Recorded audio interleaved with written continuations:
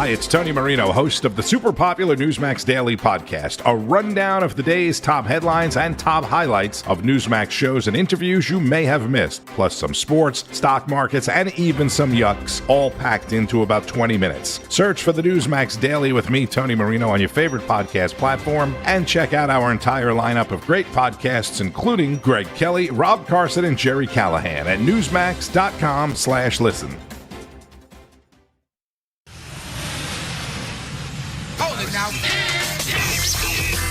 You are about to hear the most interesting, informative, thought-provoking, and funny show in America. On air and on the World Wide Web. This is the Rob Carson Show. Tonight after 11 months, our border is secure.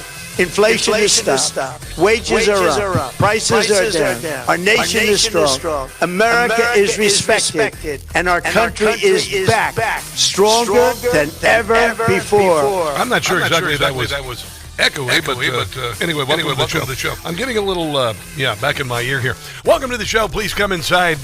We've got so much to get to today. Donald Trump delivered an 18-minute speech last night. I was kind of like, whoa, it's already over? It's already over. Very direct, very awesome, very positive, and all of that. And it was slightly overmodulated at times, but an enjoyable speech, a great speech, and it definitely set the pace for the next year. And then on top of that, today it looks like inflation has gone down. Oh no! Basically, everything that Donald Trump is doing is exactly what needs to be done to make the economy great. And anybody who knows anything about economics would know this. And the only people who would say otherwise are people who just hate Donald Trump. That's basically it. Yeah. Here's Donald Trump talking about all of the crap that Joe Biden put us through. And let me just say this real quick, because, you lived through it with me. I lived through it with you. We know what we went through when Joe Biden was the president. It was a bleep show. It was a Charlie Foxtrot, to say the least. When we saw inflation go to 9%, I remember how agonizing it was to go to the grocery store and go, oh my God, look at this. And there were prices that went much higher than 9%. They went much higher than 9%. Things got all sorts of expensive. I remember going to the grocery store, being able to fill the bottom of the cart at Walmart for $200.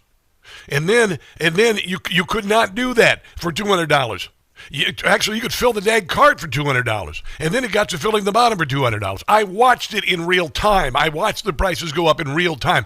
I do all the shopping. I suffered it with you. I saw people having to work 2 or 3 jobs. It was ridiculous. You cannot write that off, and the American people know it. They knew it then. They know it now.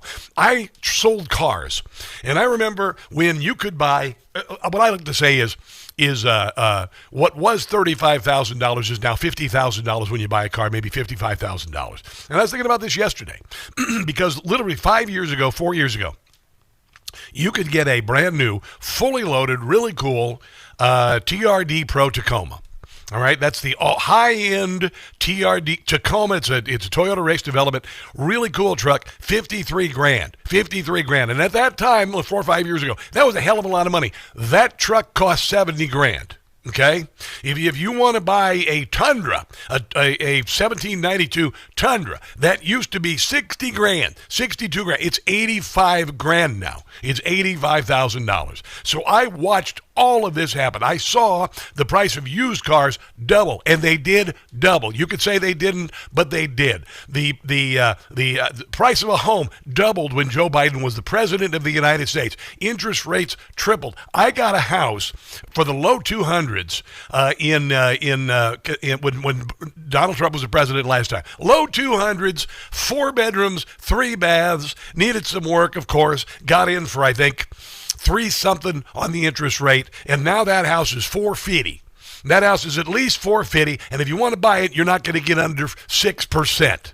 So I watched all of this. There was no doubting any of this, and this is what we are trying to recover from as we go forward. And the Democrat Party would like to say, "Oh, look, it's not affordable. It's not affordable." I hate to do this, but Joe Biden made it unaffordable.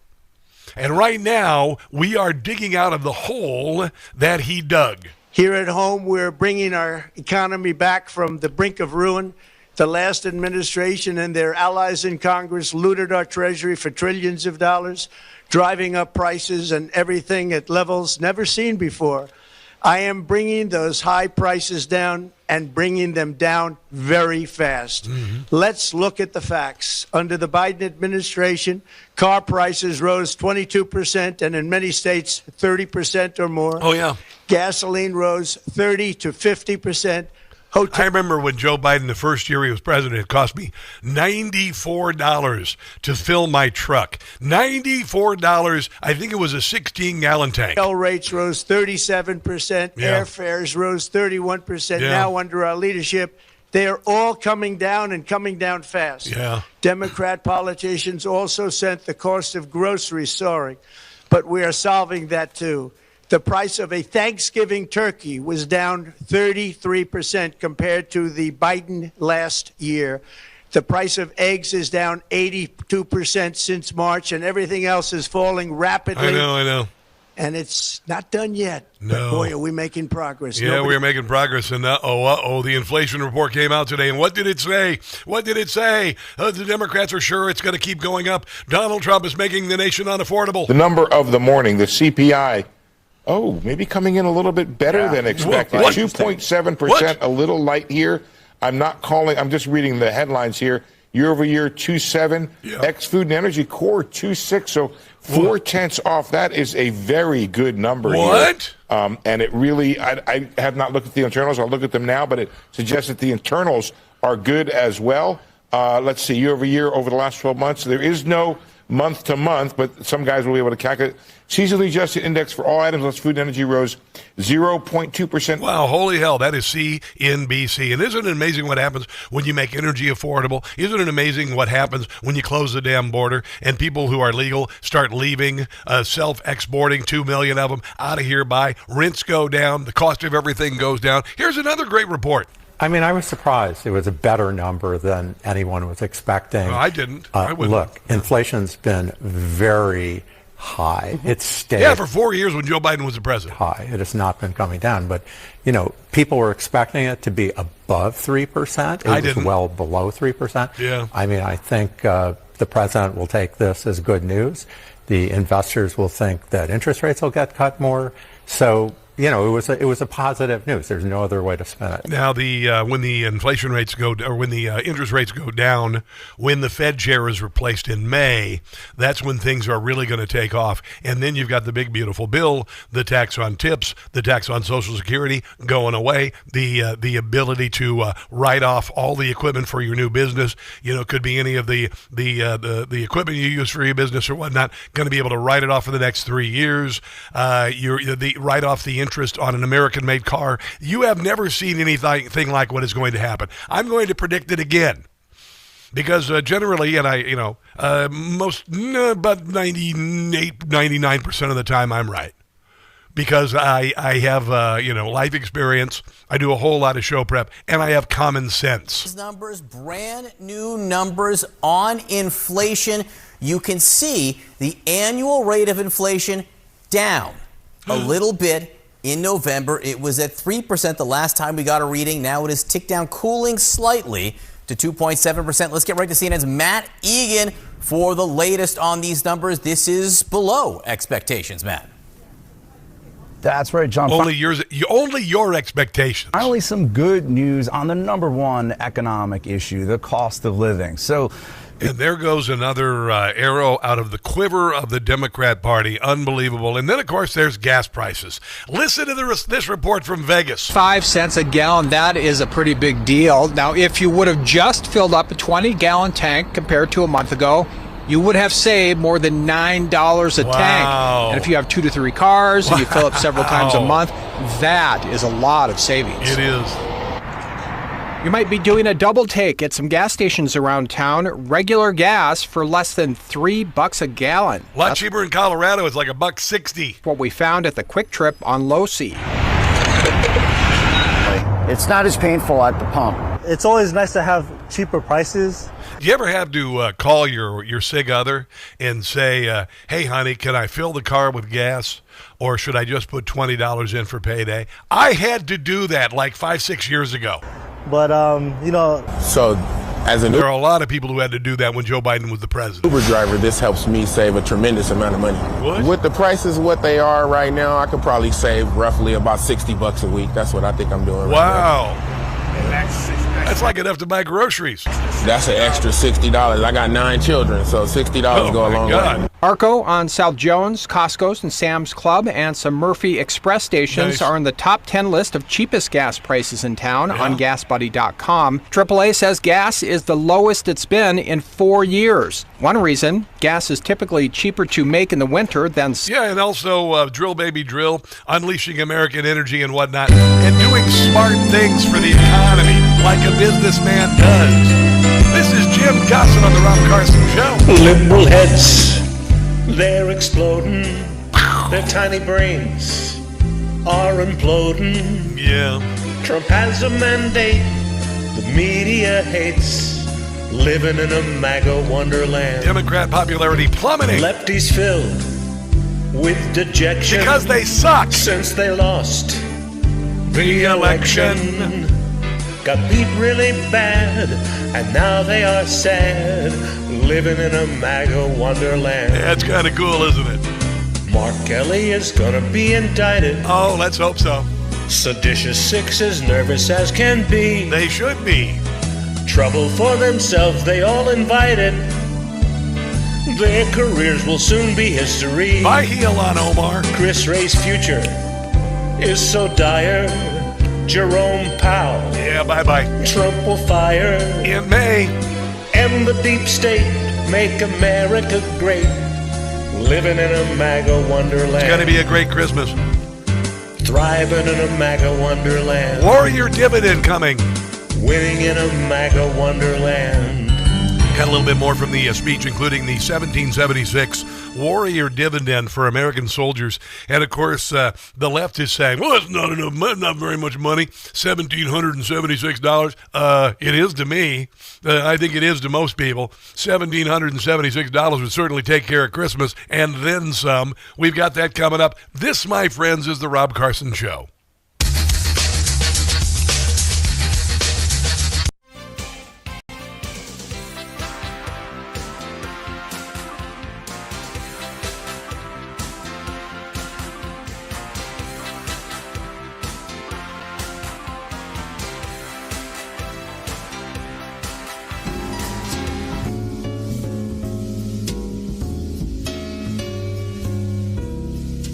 Winning and winning and never losing.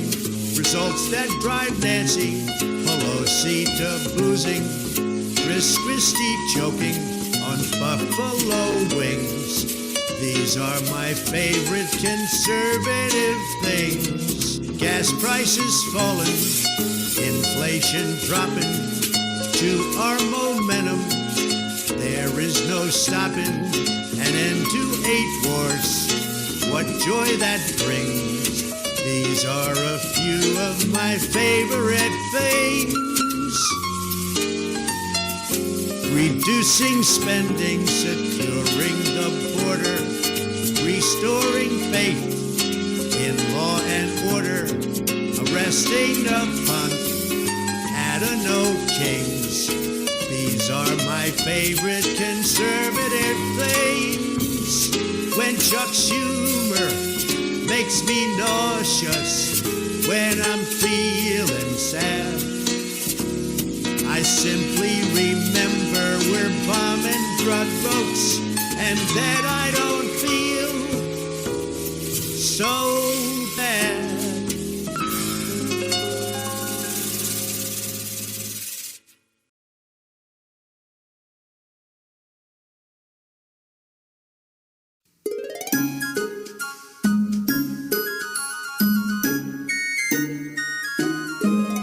Somalis are all on welfare, and the Dems just seem to not care.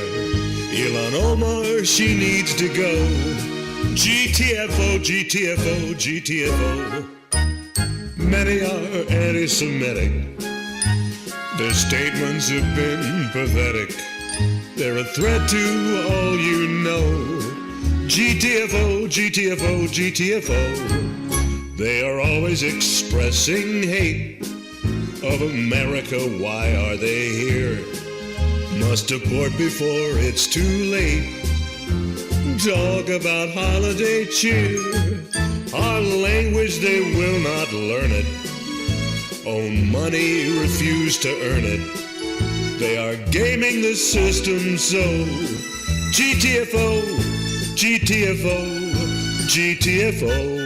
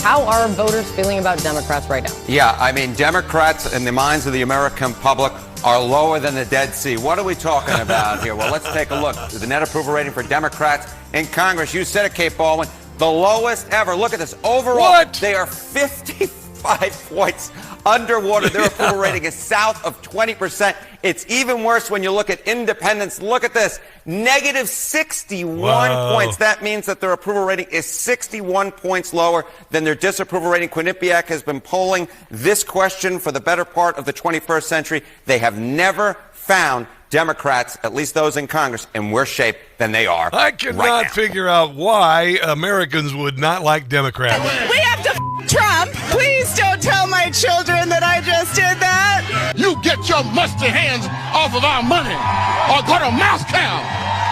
You mustard moo. They're trying to rob you, and they're probably a minor. I'm shaking right now. I don't want to be here. I'm sorry, am I taking too long pleading for my life? Oh, which side are you on? Yeah. Which side are you on? Awful You should people. say how afraid of Trump I am. Can you wrap up, please? Yes. Department of Government Efficiency. You just remember, it is the Department of Government Evil. What is the problem with those? What is the problem with I speak as both the B and the T in the LGBT. I do not want to be in your email inboxes. You know why the Democrats are not popular? Because they're frigging insane. And they're childish, and they've been throwing a temper tantrum forever, and they suck. And they're not patriotic, and they look like complete fools. And they do stupid crap. Like say, oh, I like the narco-terrorists, don't blow up the drug boats. And the American people are going, blow up the drug boats. I think it really kicks butt. I love the fact that they're blowing up the drug boats. I love the fact that now we're not just giving lip service to the war on drugs, we're actually getting something done. I love the fact that they are uncovering massive fraud, which no one ever even wondered about. I said this. I said, this is going to get so big, we are going to find out that we're more corrupt than the Soviet Union ever dreamed of being, except for we had $7 trillion to play with. The Democrat Party increased the size of the government 40% on COVID, and they looted the Treasury. Nothing ever gets fixed. We've got a guy in the White House who, for the first time since Reagan, is doing what he said he would do when he got into office, and they tried to kill him. They tried to take him off the ballot. They tried to put him in jail. They tried to impeach him. They raided Mar-a-Lago, and it all failed. And this is what we are now reaping. We are going to win. We are going to leave you into the dustbin of history. I told you that the Democrat Party is spiraling into the pits of hell. Did that poll not give you an example of that? They are spiraling into the pits of hell. I have told you that the Democrat Party needs to reinvent itself or disappear into the dustbin of history. They chose after 2024, after every signal said you've got to turn toward the middle, they chose to go the other way into the dustbin. Do you not understand that yet? Because I've been saying it. I've been saying it since they put Kamala Harris in for Pudding for Brains, and I laughed out loud and said, there's no way she's going to be president. And people laughed at me like, are you kidding? And they spent $2 billion on that, and nobody wanted to eat that crap sandwich. There you go. And here we go again. Donald Trump is doing everything he needs to do to spur the economy like we've never seen before. The entire world knows that the United States is the place to put your money right now, to the tune of $18 trillion. And the only people who are saying the opposite, are Democrats in the United States of America. We're about ready to start being proud to have a sticker on the product you buy saying Made in America again, and it's been a long damn time. It's been a long time. And then last night, here is Donald Trump talking about what he's going to do for our troops. Tonight, I am also proud to announce that more than 1,450,000, think of this, 1,450,000 military service members will receive a special, we call Warrior Dividend before Christmas. And how much is that? Warrior Dividend. Yeah. In honor of our nation's founding in It's kind of funny because when Joe Biden was the president, enlisted personnel on Army bases had to get food stamps just to pay their groceries. 1976, we are sending every soldier $1,776. Whoa. Think of that. And the checks are already on the way. Wow. Can you imagine that?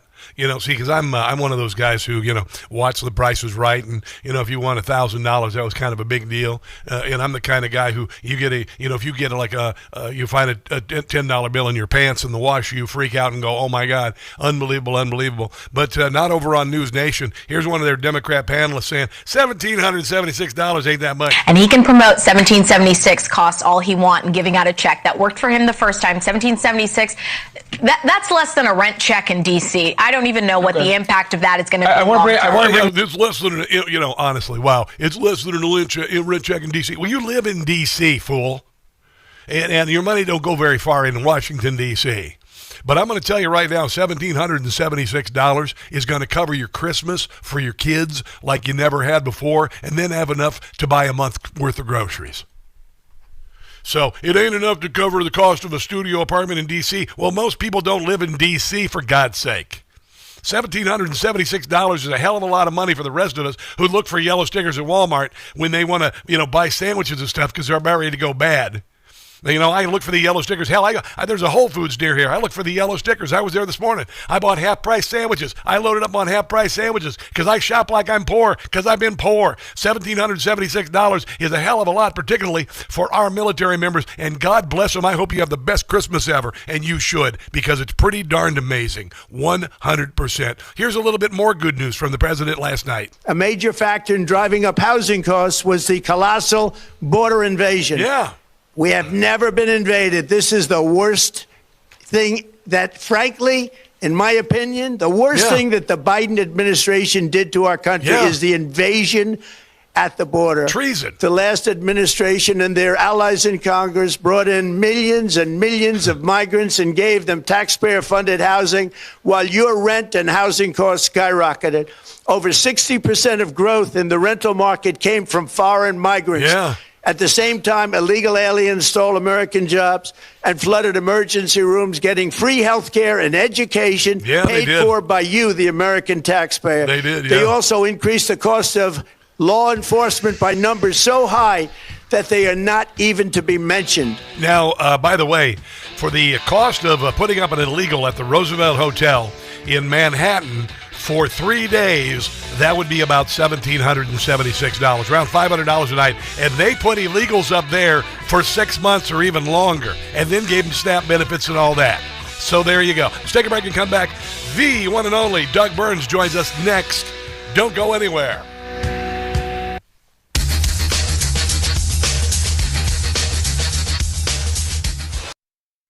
My nightly ritual now is a little ice, a little vanilla yogurt, banana, a little milk, and a scoop of chocolate brownie Beams Dream Powder in the blender. A little while later, I hit the sack and I sleep until sunrise. It's amazing. These days, everything moves so fast, and it certainly can mess with your sleep schedule.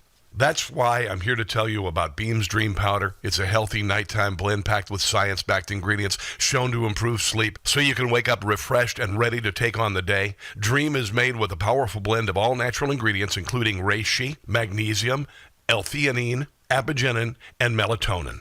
I've been using Beams Dream Powder for a year now, and I can honestly say I feel sharper, calmer, and more focused, and I'm not alone. Beam has improved over 28 million nights of sleep for people across the country. So if you've been waiting for the right time to try Dream, this is it. Go to shopbeam.com/Newsmax. Use code Newsmax and take advantage of my exclusive offer for 40% off. You can get their best-selling Dream Powder for just $39. So seriously, think about it. Go to shopbeam.com/Newsmax today.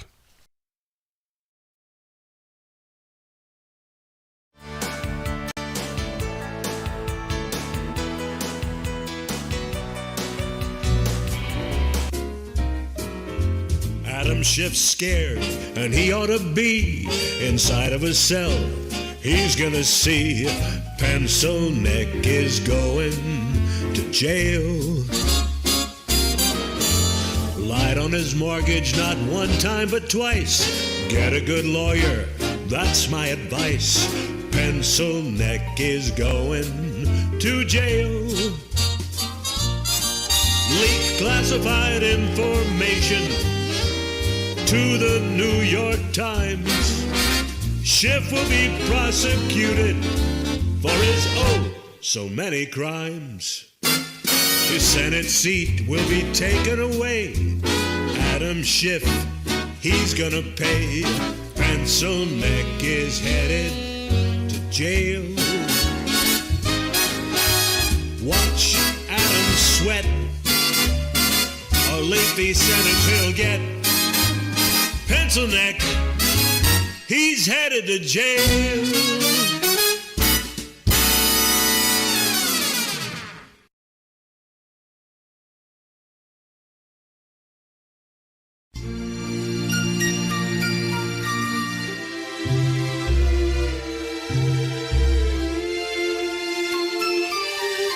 Excess winning, he is thinning out the drug dealing trade.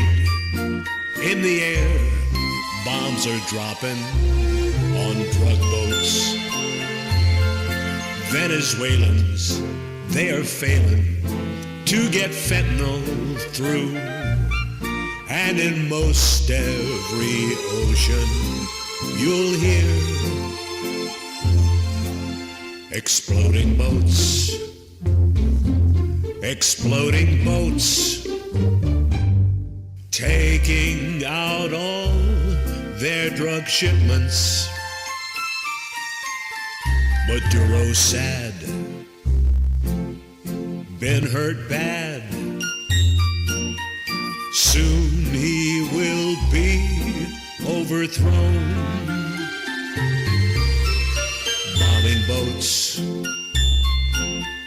their drug boats. More will be blown up today.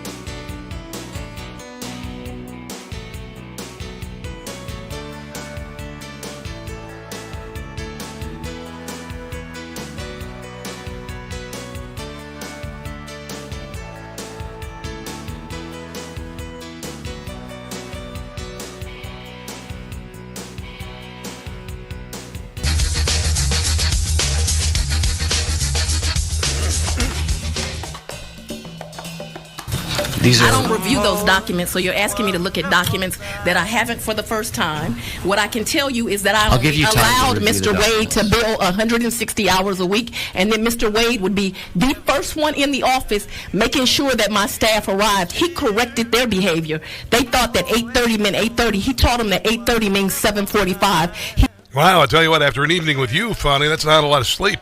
My God. Doug Burns, a former federal prosecutor, joins us on the NEWSMAX hotline. How are you, my friend?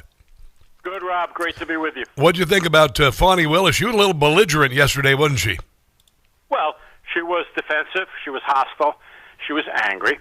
And going to the third one, angry, it's perfectly obvious why. In other words, you don't have to be a psychiatrist to know, Rob, that, she brought this big RICO case against Donald Trump, and the media lapped it all up. I had to sit there with a couple of liberal pundits on a BBC TV episode, and they're lecturing me, including the anchor, that, oh, no, this is a perfectly appropriate use of RICO. That's completely absurd nonsense. And the thing blew up in her face because, A, she assigned her boyfriend, who had never done a RICO case, to the case.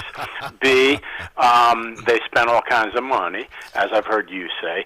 C, 10 times more importantly, they went to Washington, D.C., and it seemed like there was coordination there. Of course. So when this thing just blew up, of course she's angry, obviously. Well, she had no idea how much her budget was, how much they spent on this case. And so there were a lot of questions here, and she's clearly defensive, and I think it's more than that. I think that she's running for her life. I think she's scared out of her wits about the truth coming out. And Yeah, if I may jump in, I'm sorry to interrupt you, Rob. Yeah. Real quick, very important. I mean, I'm a lawyer for 40 years, and I'm not trying to be corny or on a soapbox. My late father was a lawyer, and he took it really seriously. He felt that being a lawyer meant something. She and Wade both came in and just glibly lied under oath in a court proceeding. That's a total disgrace. The point is she should have come in. It's very interesting, again, to be corny. I've been in many situations where people had lied informally, and then they come into court, and the judge puts them under oath, and then they tell the truth, and it's kind of a solemn thing. So she should have said, yeah, I did have the relationship with him, yada, yada. Instead, she just flat out lied. Yeah, and she said that Nathan, he billed 160 hours a week, which would mean he worked 22 hours a day. How does that work? Well, that's like the old joke. This is a good one. Guy dies. He's 47 years old. He goes up to heaven. He goes, I don't understand what happened. He's a lawyer. I forgot to add in a law firm. And they go, well, we reviewed your timesheets, and according to them, you're 91 years old.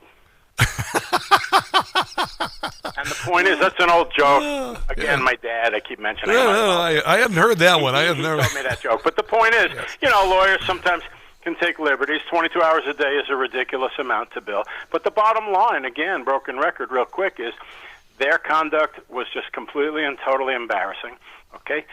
They spent a lot of money. She paid him a boatload of money. He was not qualified to do the case, and on it went. Okay? And then they both came in and lied under oath. Unbelievable. As a lawyer, the last thing you should be doing is lying under oath in a court. Yeah, exactly. Here is John Kennedy yesterday talking about the raid on Mar-a-Lago, which apparently was not necessary, not warranted. I want to find out what happened. My Democratic friends, I don't put all of them in this bucket, Will, but they talk about the rule of law, and we got to follow the rule of law. Well, I believe in the rule of law. How come it doesn't apply to the Biden Justice Department? And how come when we bring it up, they say, whoa, you're just vengeance, retribution? No, it's not. Whether it's President Trump or anybody, if the FBI said, look, listen, meathead, you don't have probable cause to conduct a raid, and the DOJ did it anyway, I want to know who made that decision and why they did it anyway. And by the way, they're subject to lawsuit under Section 1980. I've never seen anything like it. I remember the day that the raid, they ordered that the cameras be turned off. Alina Habba was there. They sent all of his representation out of the building. They went in. They laid out folders that said classified, confidential, top secret, all that, which didn't match the documents. It was at 100% set up, and there were people in the FBI saying you don't have probable cause to do this. What happens next? You do not have to be an assistant United States attorney for 9 years, as I was. And I'm not being glib, just hear me out. There is absolutely nothing to debate here, okay?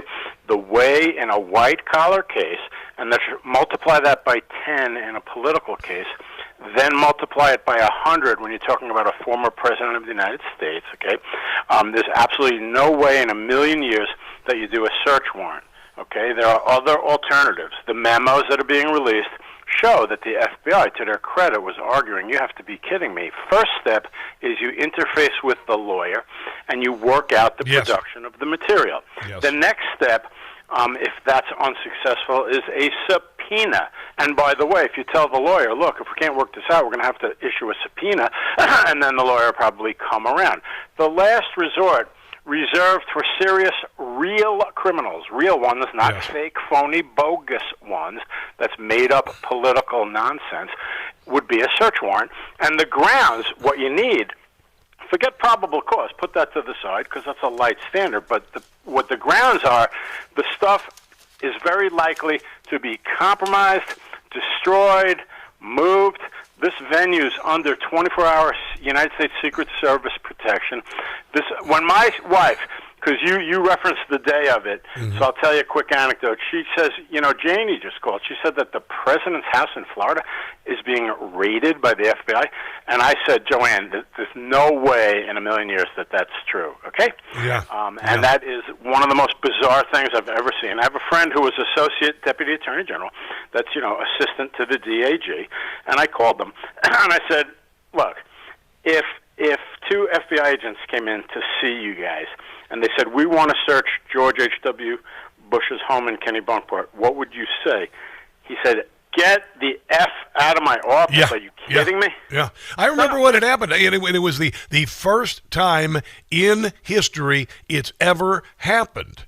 And when that was happening, I knew that this was something like we'd never seen before. This was, show me the man, I'll show you the crime. It ties in with everything else they tried to do. And Donald Trump is the only person who could have survived all of it. It's remarkable that he did, isn't it? It is, but at the same time, it's not surprising that something like that would backfire, because you've heard me say a million times, and I'll say it again because it's important.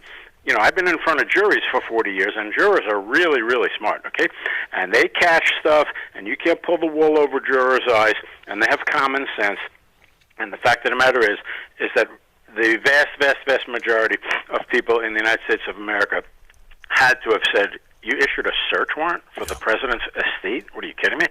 I just heard, Doug Burns, Andy McCarthy, Greg Jarrett calmly explain, Professor Dershowitz, that that's just beyond unusual, rarer than hen's teeth, because you would either work it out with the lawyer, if I may repeat myself, or issue a subpoena. Wow. I'd like to talk to you on the other side of the break, the case of Nick Reiner, Rob Reiner's son, and then also what's going on at Brown University. There's a lot of chicanery there, and I have theories about it. I'd love your thoughts as well, Doug Burns, if that's cool with you. Absolutely, sure. All right, let's take a break and come back. This is the Rob Carson Show.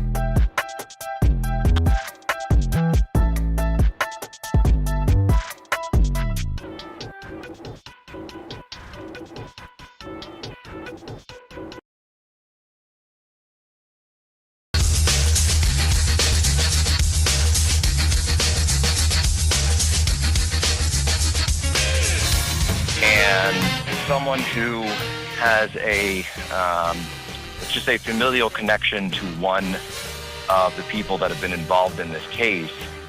And the information that we've received, story that's come out of there, is that this was, in fact, targeted.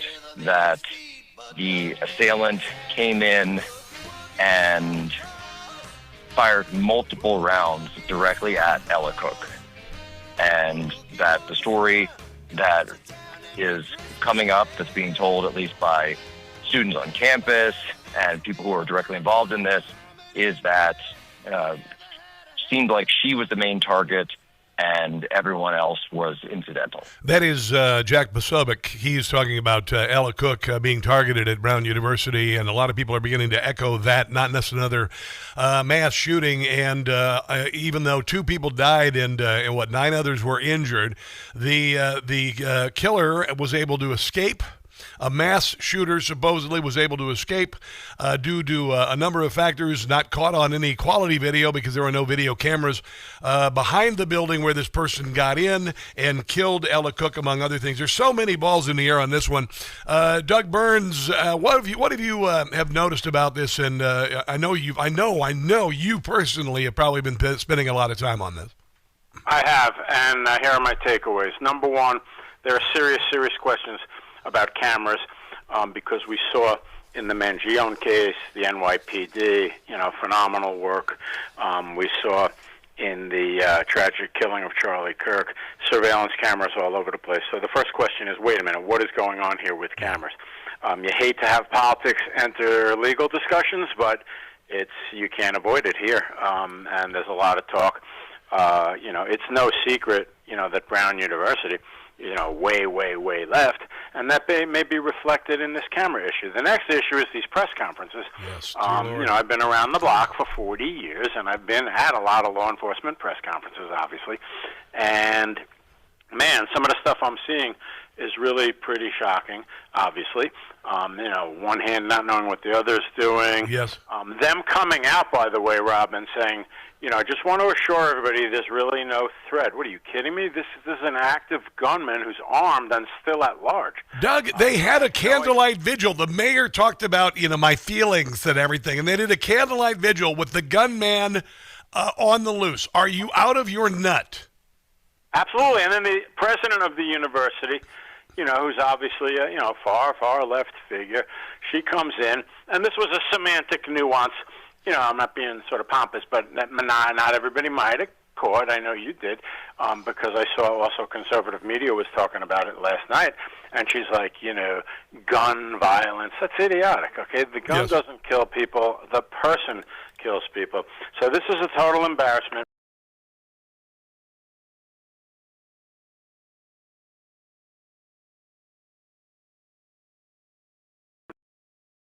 In an unbelievably far left woke venue.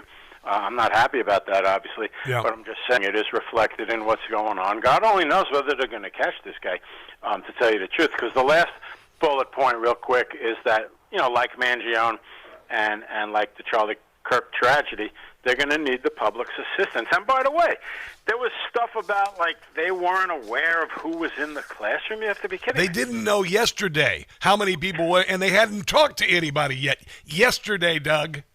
That's insane, Rob. And the point is, that's exactly where you.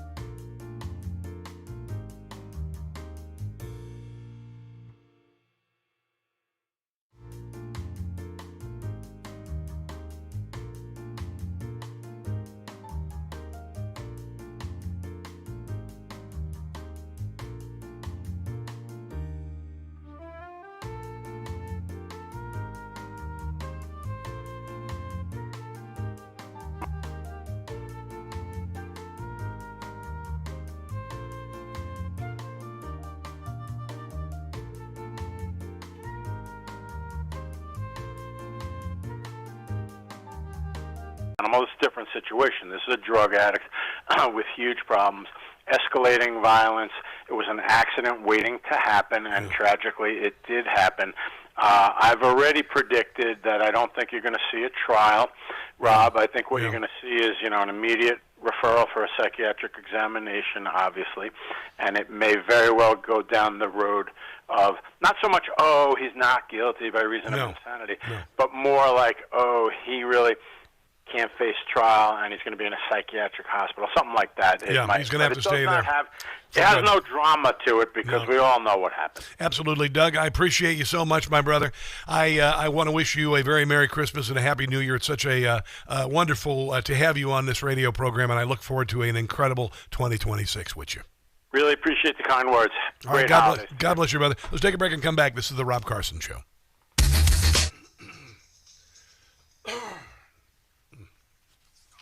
I'm back. We're having some streaming problems, guys. I don't know what the deal is. I've had to restart it. I apologize.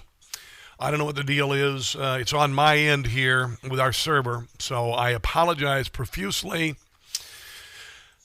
It's annoying, and I really, it says dropped frames, and then it just drops off altogether. So thanks for your patience. I appreciate you more than you'll ever know. Oh, wow.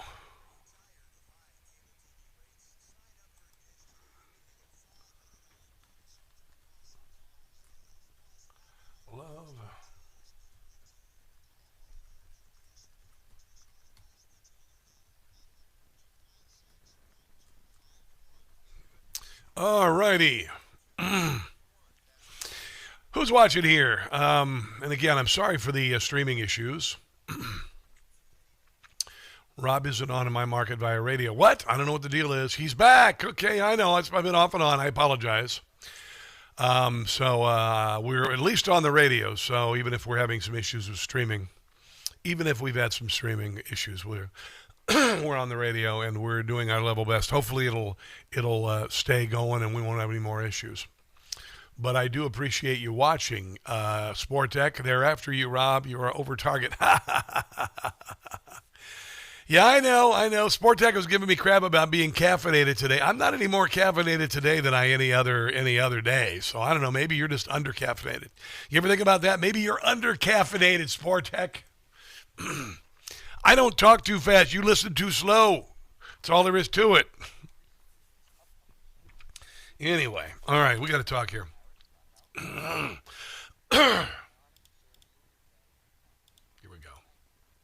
Here we go.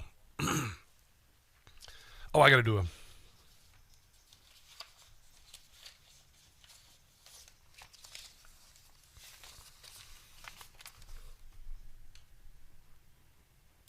I want to bring up the part that no one's willing to talk about. And I'm not going to use the name because we don't need another Richard Jewell.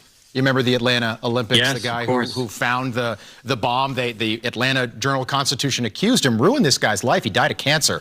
But there are reports of this student at Brown, class of 2027, fits the description of the suspect. He is a Palestinian activist, and his profile has been scrubbed, again, allegedly, reportedly from the Brown University website. John, what can you tell us? Rob, I actually had an encounter with that individual. I was covering, it was a pro-Hamas rally when a bunch of the students took over the Rhode Island School of Design.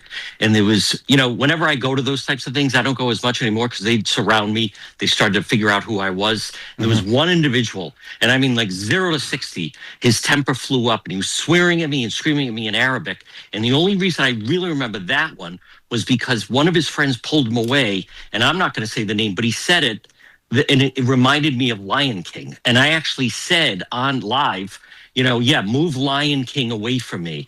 And when I saw the individual you're talking about, that is the individual that approached me. And I mean 0 to 60, hot temper. They had to drag him away.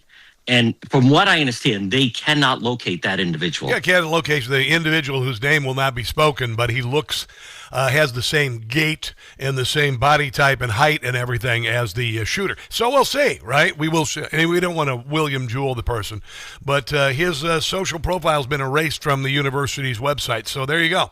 There's that. Gold up another $20 today. 43.28. It was 43. 43.08 yesterday. It was 40. It was another like $60 lower. $200 less last week. So gold is on the run right now. Silver is doing very well too. And with Birch Gold, they're going to give you free silver with your gold. And all you have to do is text my name, Rob, to 989898. They're going to give you a free silver round, an ounce of silver, which has gone up 120% this year. When you buy $5,000 of gold, when you invest in $5,000 in gold. And gold was $2,600 last year. It's $43.28 today. My goodness. You better get on it before it's $5,000 an ounce. Free silver with gold, but you got to text my name, Rob, to 989898 for your eligibility for this offer. Get some information. It ends in 4 days. It ends in 4 days. It's already the 18th of December, kids. Birch Gold is a company that I trust. You know it. I spend my money with them. They have my money, for goodness sake, and I don't have a lot of money. So there you go. Text Rob to 989898 for Birch Gold. More on the Brown shooter. I'm going to go ahead and say the Brown shooter. Dan Bongino leaves the FBI. He said he was going to leave the FBI, so no big deal. And, by the way, this fraud, like in Minnesota, is happening all over the country with illegals because of Democrats. Don't go anywhere.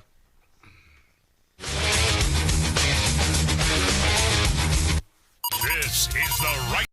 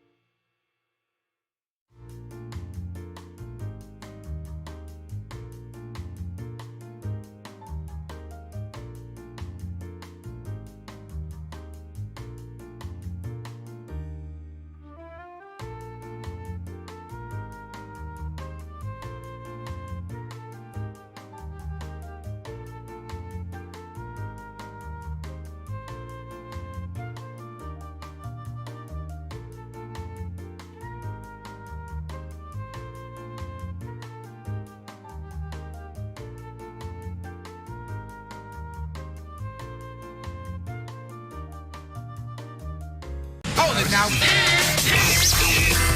You are about to hear the most interesting, informative, thought-provoking, and funny show in America.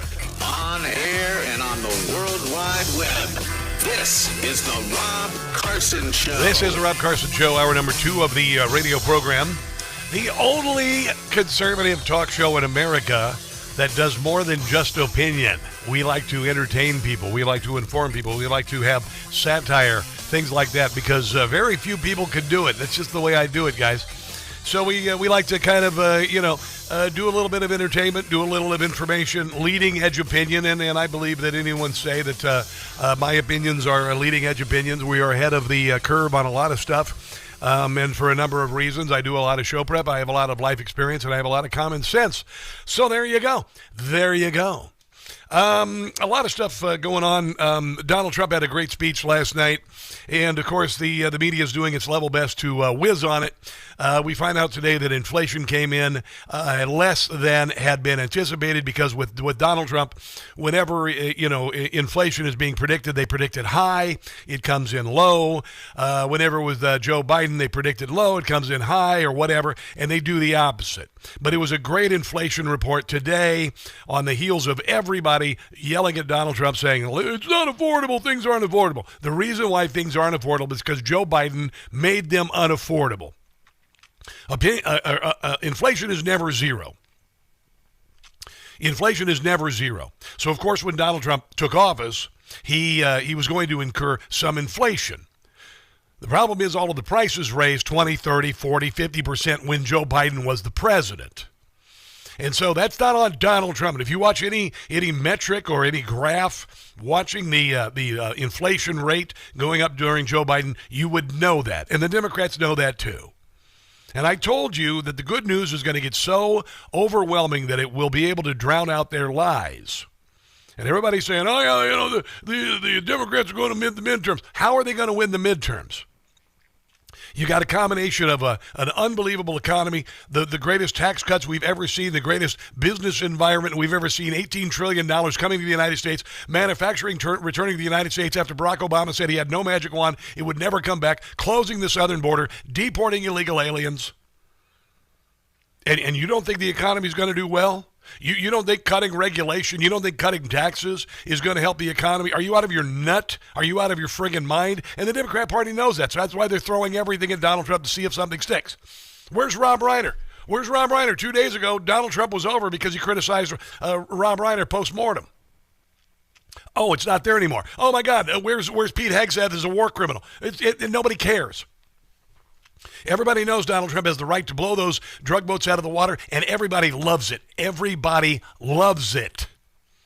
Democrats are sending out their forces to interrupt ICE raids, but most Americans look at the ICE raids and go, look, they got another one. Hell yeah, this is what we want to see. We want to see the ICE kicking ass and taking names and getting people out of here who don't belong here. That's it. And if you don't believe me, look at the approval rating of the Democrat Party right now, 55 points underwater, with independents 61 points underwater. You think they're going to win the midterms? You're high.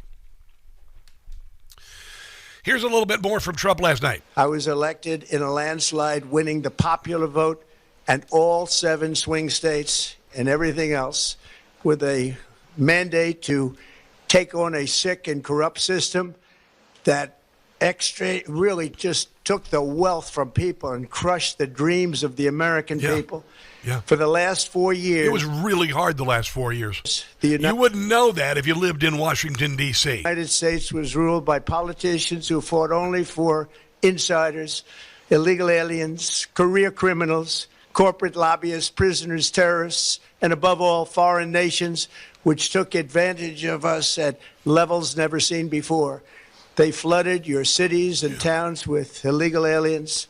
They decimated your hard-earned savings. They indoctrinated your children. And every day you had to sit and watch the southern border with people streaming across the border by millions, with people camping out under that bridge in Texas, coming across the border in chains, and you're going, human chains, hands held, that's what I mean. And we were screaming, shut the border, and they would say, it's not open, and all of this. We had to suffer through that. You think we're going anywhere in 2026? With hate for America, they just released a level of violent felons that we had never seen to prey on innocent. They caused war. They caused mayhem. They caused a horrible situation all over the globe. But now you have a president who fights for the law-abiding, hardworking people of our country, the ones who make this nation run, who make this nation work. And after just 1 year, we have achieved more than anyone could have imagined. Absolutely, 100%. And no matter how much they caterwaul, no matter how much they look for the next big thing, it won't be able to cover up the good news that's happening and is coming. And I'll just tell you, I will be right about this. I'm not meaning to sound arrogant, but just this is how it works. Anybody with a modicum of common sense would know. But tell that to NBC's Peter Alexander. To be very clear, what you just heard from the President Trump tonight from the White House was indistinguishable in many ways from what you hear on the trail in the form of a political rally, except he had the sort of cheery greenery here behind him. Yeah, that was the only difference, the cheery greenery. I think fundamentally what the president did was, with the sort of brisk pace and that intense energy, is again lay out a series, a lot of his grievances, many false... Yeah, because the country was in the crapper when he became the president. ...in the course of it, and again, repeatedly he blamed right out of the gates his predecessor, Joe Biden. Yeah, because it's Joe Biden's fault. There's no doubt about it whatsoever. Barack Obama blamed George Bush for 8 years. Shut up. Honestly, wow. This is one of the many reasons why NBC is dead. The NBC, ABC, CBS, PBS, NPR. All dead. All dead. All dead. MSNBC, MS Now. If you're just going to be contrarian with Donald Trump as the country moves forward and as we win and as he spreads peace through the world, et cetera, et cetera, et cetera, if you're just going to do that, you're going to be left in the dustbin of history. That's it. Judge Jeanine was talking last night about Donald Trump because Donald Trump brought in the National Guard. The chief of police in Washington, D.C. threatened, lied, told police officers, those under her, to lie about crime stats. They said that violent crime, all crime was down 27%. It was actually up 2%. That's a 29% difference. They lied. Washington, D.C. was a crap hole when Donald Trump got here. It was a mess. There were homeless encampments across from Union Station. You didn't want to go to Union Station. Union Station was a ghost town. The only thing you went there for was you get dropped off in front of Union Station, run in and get on your train. That's it. Right now it is spotless. Adams Morgan is spotless. The neighborhoods around here are spotless. The graffiti is gone. The homeless encampments are gone. But they lied to you to try to convince you that it was safe. And it was much to your peril, to be quite honest. Here is Judge Jeanine. I think that there certainly was an effort to, misclassify, mischaracterize certain categories of crime. And it was an attempt to make crime look lower than it was. And the investigation that we conducted over a period of several months based upon the report of the deflation of numbers was very thorough. As you indicated, over 6,000 reports were looked at, over 50 witnesses. And those witnesses were rank and file. I'll bet you $10 the same thing is happening in Chicago. From the top down. But the bottom line here... Any Democrat who says after defunding the police and all of that their crime is down, they're lying. Is this. Now we're in a situation with President Trump and the Attorney General Pam Bondi where every case is being looked at. Every case is being reviewed by my office. So if it appears that the arrest is lower than what the facts show, we're going to upgrade that crime. And Dana, what's amazing to me is that the U.S. Attorney before me in the Biden administration did not go forward with more than 65% of the arrests. That means that even if police made arrests, they weren't being prosecuted. Yeah, this is why they're releasing so many criminals. Honestly, the Democrat Party, is there any wonder why their approval rating is in the absolute crapper? I mean, honestly, wow, just wow. I want to mention this. The House passed a bill to prosecute doctors and parents for sex changes for children, with 3 Democrats joining Republicans, 4 Republicans voting against. The sexual mutilation of children, condemning them to a life as a sexless eunuch. That happened. That happened in our country. And here's a couple of Karens, the Democrat Party, the insane, crazy cat lady Karens of the Democrat Party. Rebecca Ballant of Vermont. Even for Republicans, this is extreme. Are we really attempting? No, what's extreme is a little boy having his penis cut off and being put on puberty blockers to convince him he's a girl. To lock up parents and doctors. Yeah, I think doctors who did this, I think they should lose funding. Children's hospitals who did this, you should be bloody ashamed. Kids' medical care is none of their damn business. It's not medical care. Like abortion isn't medical care. We should call this obsession with your kids and what treatment they're getting in the pediatrician's office what it is. It's creepy. It's a creepy obsession. No, what creepy is saying, hey, I'm going to give you the name of the opposite gender. We're going to let you, claim to be the opposite sex, but it's just between you and me. Don't tell mommy and daddy. That's creepy. And we've had to deal with it for years. The science is clear. No, it's not. Unless the guy in charge of the science is Joseph Mengele. Evidence-based, medically necessary care for It is not medically necessary. Transgender youth is safe, it's effective, it's supported by every major medical You are absolutely high. association in the United States, including the American Medical Association and the American Academy of Pediatrics. Yeah, both of whom have been prostituted. I'll just say prostituted. Here's another one of these insane Karens, Susan Bonamici of Oregon. Every parent wants what's best for their children. And as a parent, I cannot imagine Oh, my God, you had children. how I would feel if a doctor told me that Republicans in Congress banned life-saving evidence-based... It's not life-saving. The only reason they say that is because your kid who's mentally ill says, if you don't let me change genders, I'm going to kill myself. care that would help my child. Medical care for transgender youth is safe and effective and supported by major medical associations. There you go, talking points. Access to transgender-related... There's going to be a point where we look back at this moment in history for the horror that was committed. Those who are made to believe absurdities will commit atrocities. This is a prime example. Let's take a break and come back. This is the Rob Carson Show.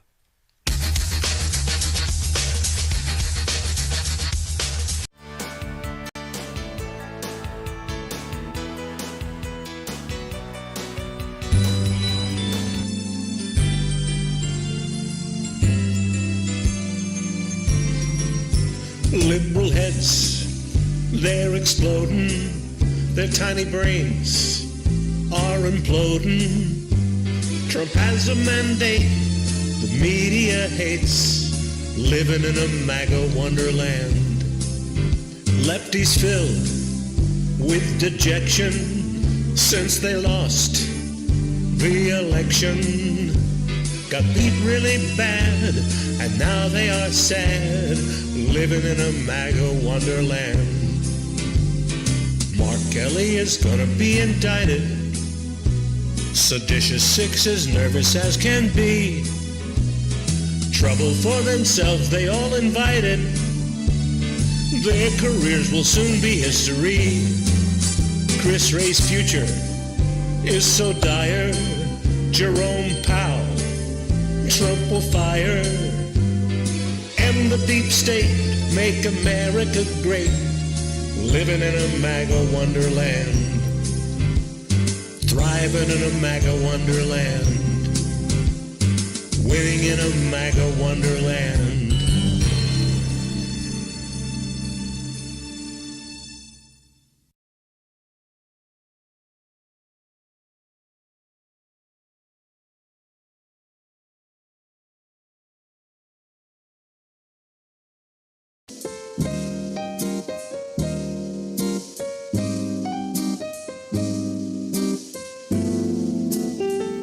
She isn't running, and we're so grateful.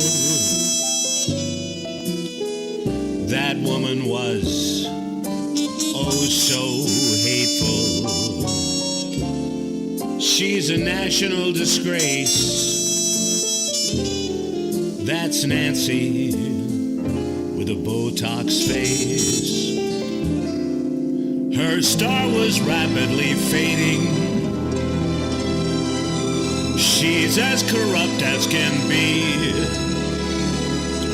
She made millions from insider trading. Where is the SEC?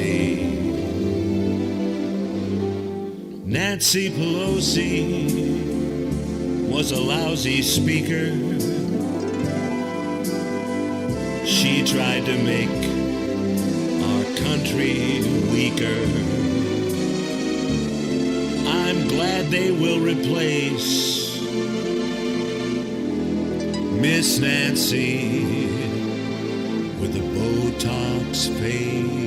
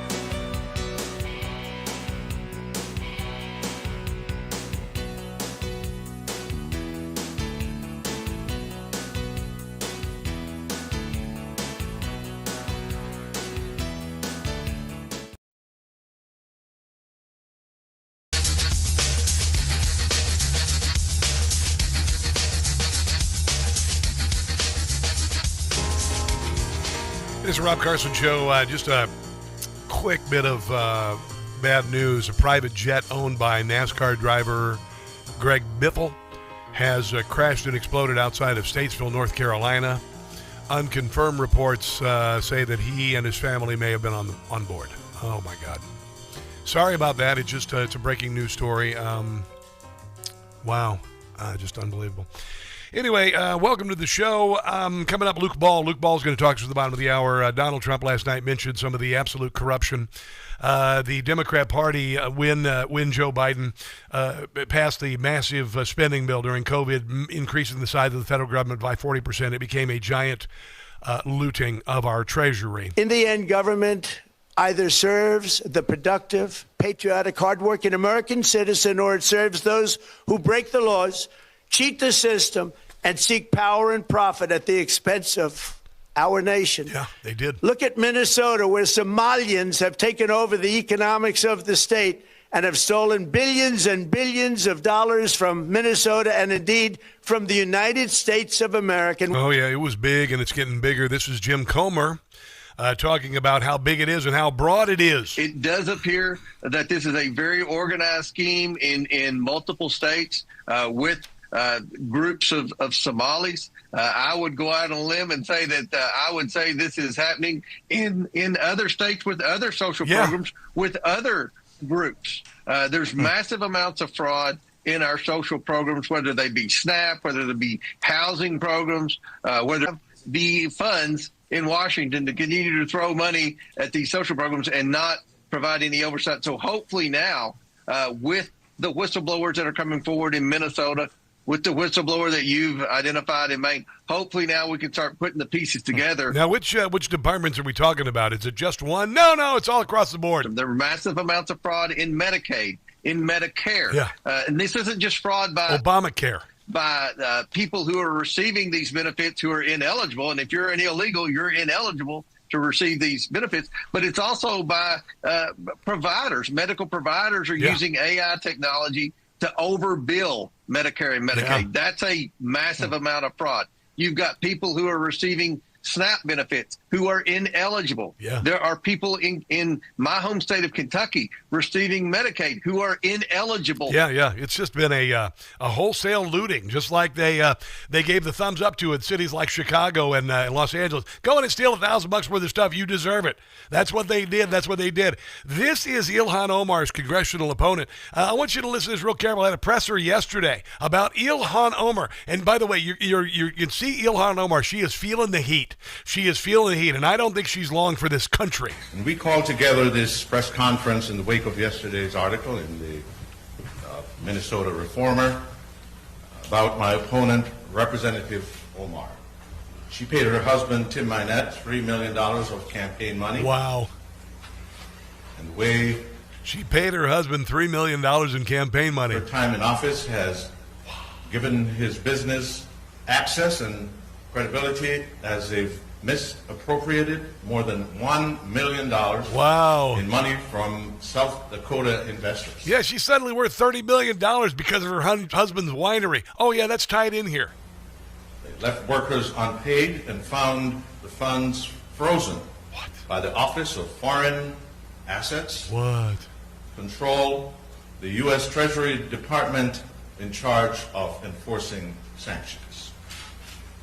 Unfortunately, this story is just the latest scandal in a string of new stories about Representative Omar that narrow the focus on her and bring us further from the type of progress our district and our country needs around issues that affect the lives of our neighbors.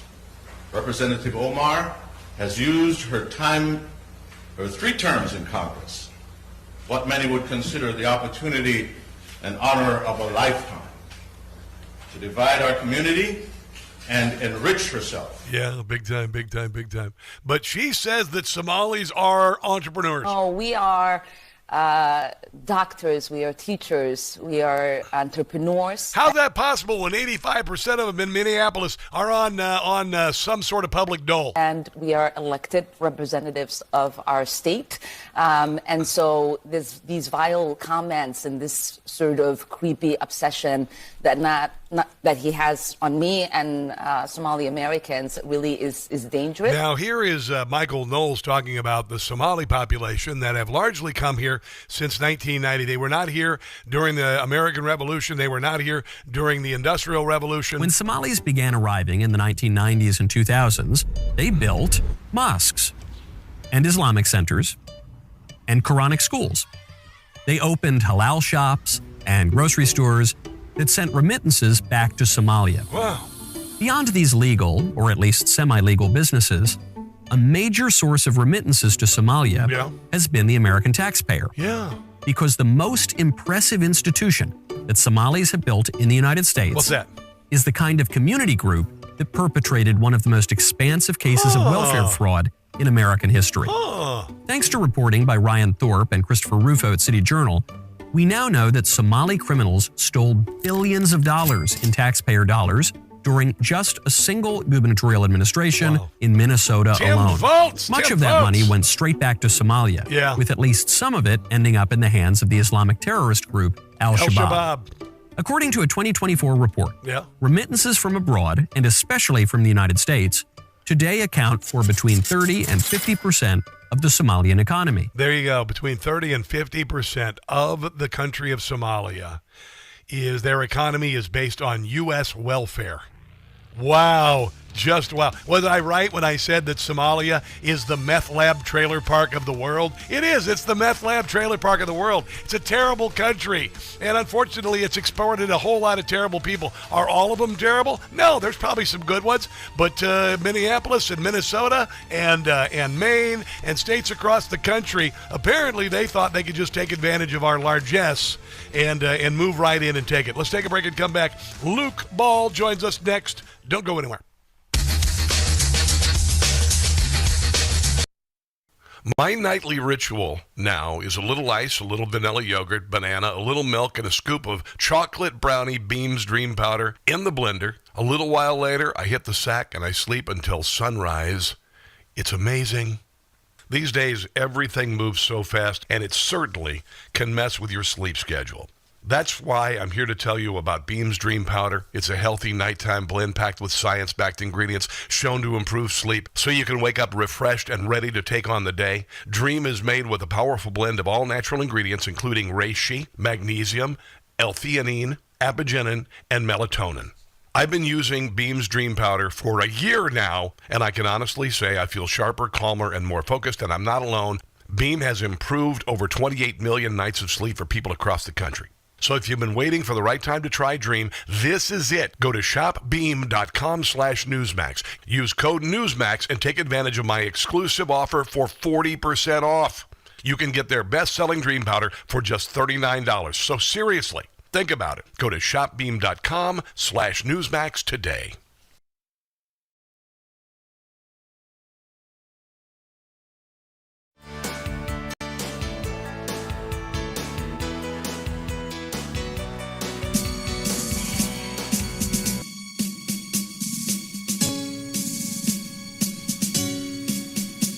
Yeah, Breaker 19, this here's the Iceman. You got a copy on me, Pigpen? Come on. I was just passed by a gang of truckers I ain't never seen before. They were yelling out their windows, "Death to America." Yeah, we definitely got the front door. Mercy sakes alive. It looks like we got us an Al-Qaeda convoy. ICE just arrested a terrorist in a truck. The fact that he ain't hurt no one, well, that's just total luck. He was here illegally for jihad, he is called. Only a liberal Democrat wouldn't be appalled. We got a terrorist convoy here illegally. They could pose a major threat, a threat to you and me. Terroristic truckers wonder what's in their load. Wouldn't be surprised if a rig of theirs explodes. Convoy.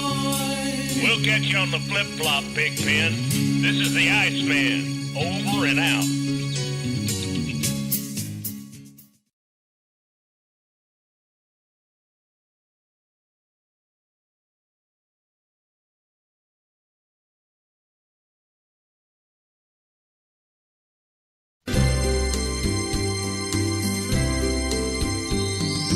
Rent-free.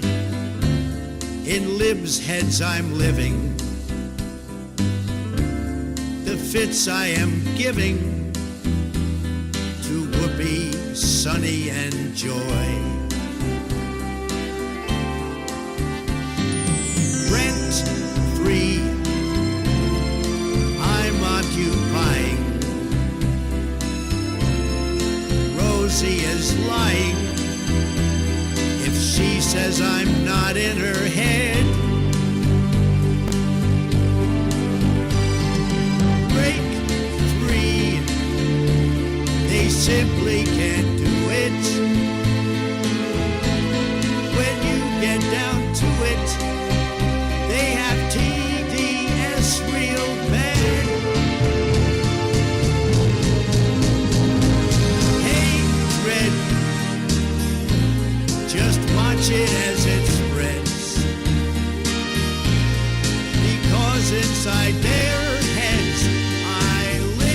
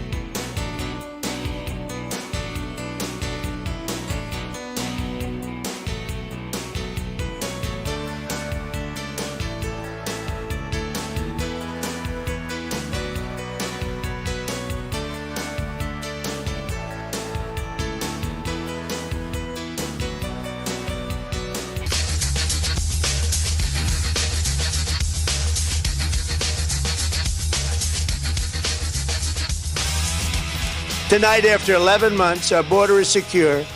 Inflation is stopped. Wages are up. Prices are down. Our nation is strong. America is respected. And our country is back, stronger than ever before. How are voters feeling about Democrats right now? Yeah, I mean, Democrats in the minds of the American public are lower than the Dead Sea. What are we talking about here? Well, let's take a look. The net approval rating for Democrats in Congress. You said it, Kate Baldwin.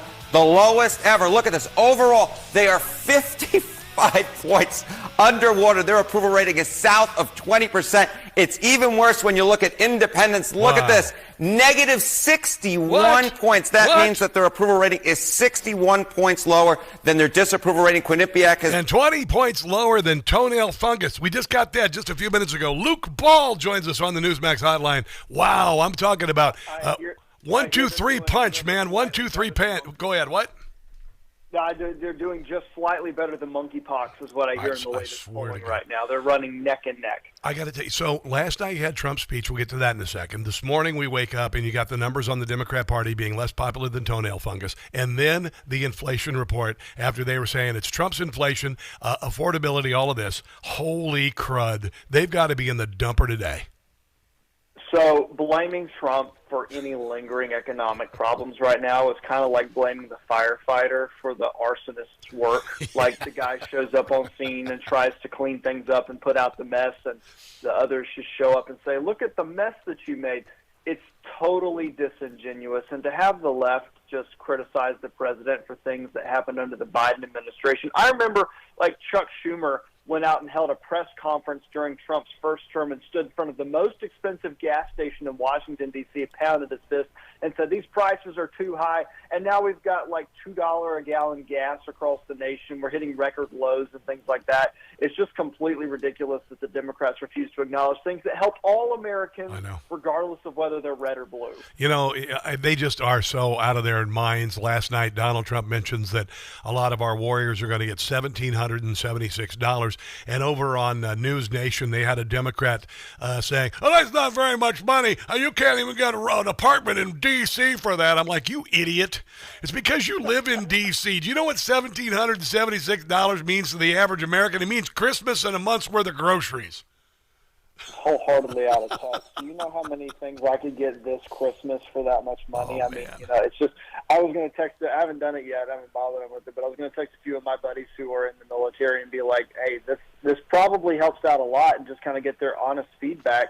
To criticize sending money to our troops just hits all-time lows. And the president's speech last night was a Trump rally in the past. Oh, bro. It's how I phrased it.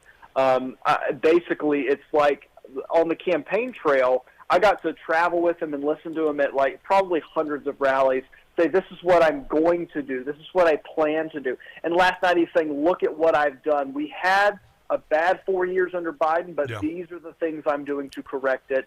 And then that forward-looking mentality is the type of mentality that's really going to help us out in the midterm election. Well, I have been saying that we need to figure out a way to get the message out in a vacuum of any good news with the liberal media. Last night he did it. Here's Gingrich talking about it. That's going to wash away an amazing amount of the news media's effort to, frankly, talk badly about America. I mean, the elite media, the Democratic propaganda media, has done everything it could to hide reality. Just take the price of gasoline. When you start having states that are below $2 a gallon, and you think about what people used to say the price would inevitably be, when you see the big auto companies all going back to producing internal combustion engines, because guess what? That's what their consumers want to buy. I see so many good things, but I'll tell you, we've known each other a long time. To watch President Trump give a 19-minute disciplined speech that covered that many facts was worthy of Ronald Reagan. That was a good speech. It was an important speech. Someday people will say it was one of the most important speeches of his career because it set the table for the entire debate over the next year and laid out what Biden did to make the country a disaster, what Trump has already done, and where we are going in general, and why that's the right direction. Yeah, and anyone with a modicum of common sense would see what Donald Trump is doing to bring business. The entire world wants to invest in America, and the Democrat Party is trying to convince us that it's crap. And I went on Fox last night and said it shortly after Newt Gingrich that it felt as if the juxtaposition between Trump and Biden could not be starker, because when Trump wants to give his political agenda, he goes out and gives stats and facts and figures and explains the policy positions. It was cold, hard facts. and Biden would go out there with 2 military members standing behind him in front of a red brick wall that looked like he was broadcasting from hell, pounded his fist and said that MAGA was a threat to democracy. That's the difference between a Trump presidency and a Biden presidency, one that says these are the things that I have done for you and what I am going to continue doing for you, and someone who just comes out here there and labels all of the political opponents just like a basket of deplorables or a threat to democracy or things that are even horrible. Yeah, don't forget MAGA fascists, enemies of democracy, white supremacists, Nazis, and fascists. Yeah, don't forget that. I crochet that on a pillow. What the hell? I mean, honestly, what do you expect to get other than these dour, insane liberals? I've said the constituency of the Democrat Party are crazy, cul-de-sac dwelling, white liberals and the emasculated men in their lives. That's what they got. Who in the hell wants to live your life in such misery? So the voters who are going to make the difference in the midterm elections are the ones that care about the common sense issues and the ones that gave them the popular vote in the Electoral College, a lot of independents and people who just want to see America do better. So when you talk about things like I didn't bring, what's the legality of blowing up people who are bringing fentanyl into the United States, like those commercials just write themselves to the Republicans. What is the Democrat solution to stopping fentanyl overdoses and drug overdoses in the United States? They want you to think the status quo is totally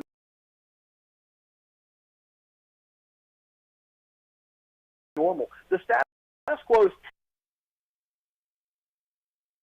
and so while they're stepping around pools of blood, they're streets of the cities, they're like, look the other way, there's nothing happening here, nothing to see here. The status quo is totally normal, and that just doesn't go well for those who want safety in the streets, who want people not overdosing. So if that's their mentality and their message for the swing voters, then have at it, guys. Like, that's not going to do you any favors if you're counting votes on election night. And then they keep doing face plants. Yesterday is all about affordability. Affordability is the next big thing. Affordability. Then Rob Reiner. Oh, my God, what he said about Rob Reiner. MAGA voters are going to leave Donald Trump. The coalition is collapsing. And then, whatever. They come up with something new. It's always the next thing. It's the next thing. I want to continue the conversation on the other side of the break. Is that cool with you, Luke? Yes, sir. Let's do it. All right, more with Luke Ball. Go to Luke T. Ball on Twitter, and we'll be right back on the Rob Carson Show.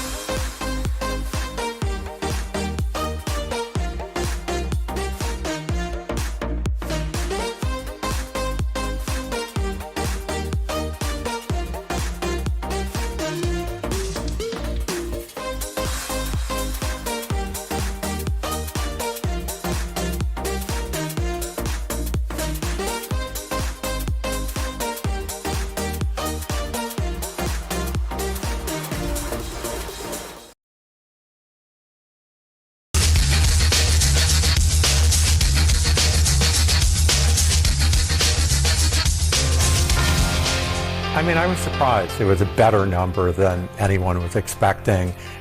Look, inflation's been very high. It's stayed high. It has not been coming down. But, you know, people were expecting it to be above 3%. It was well below 3%. Yeah. I mean, I think the president will take this as good news.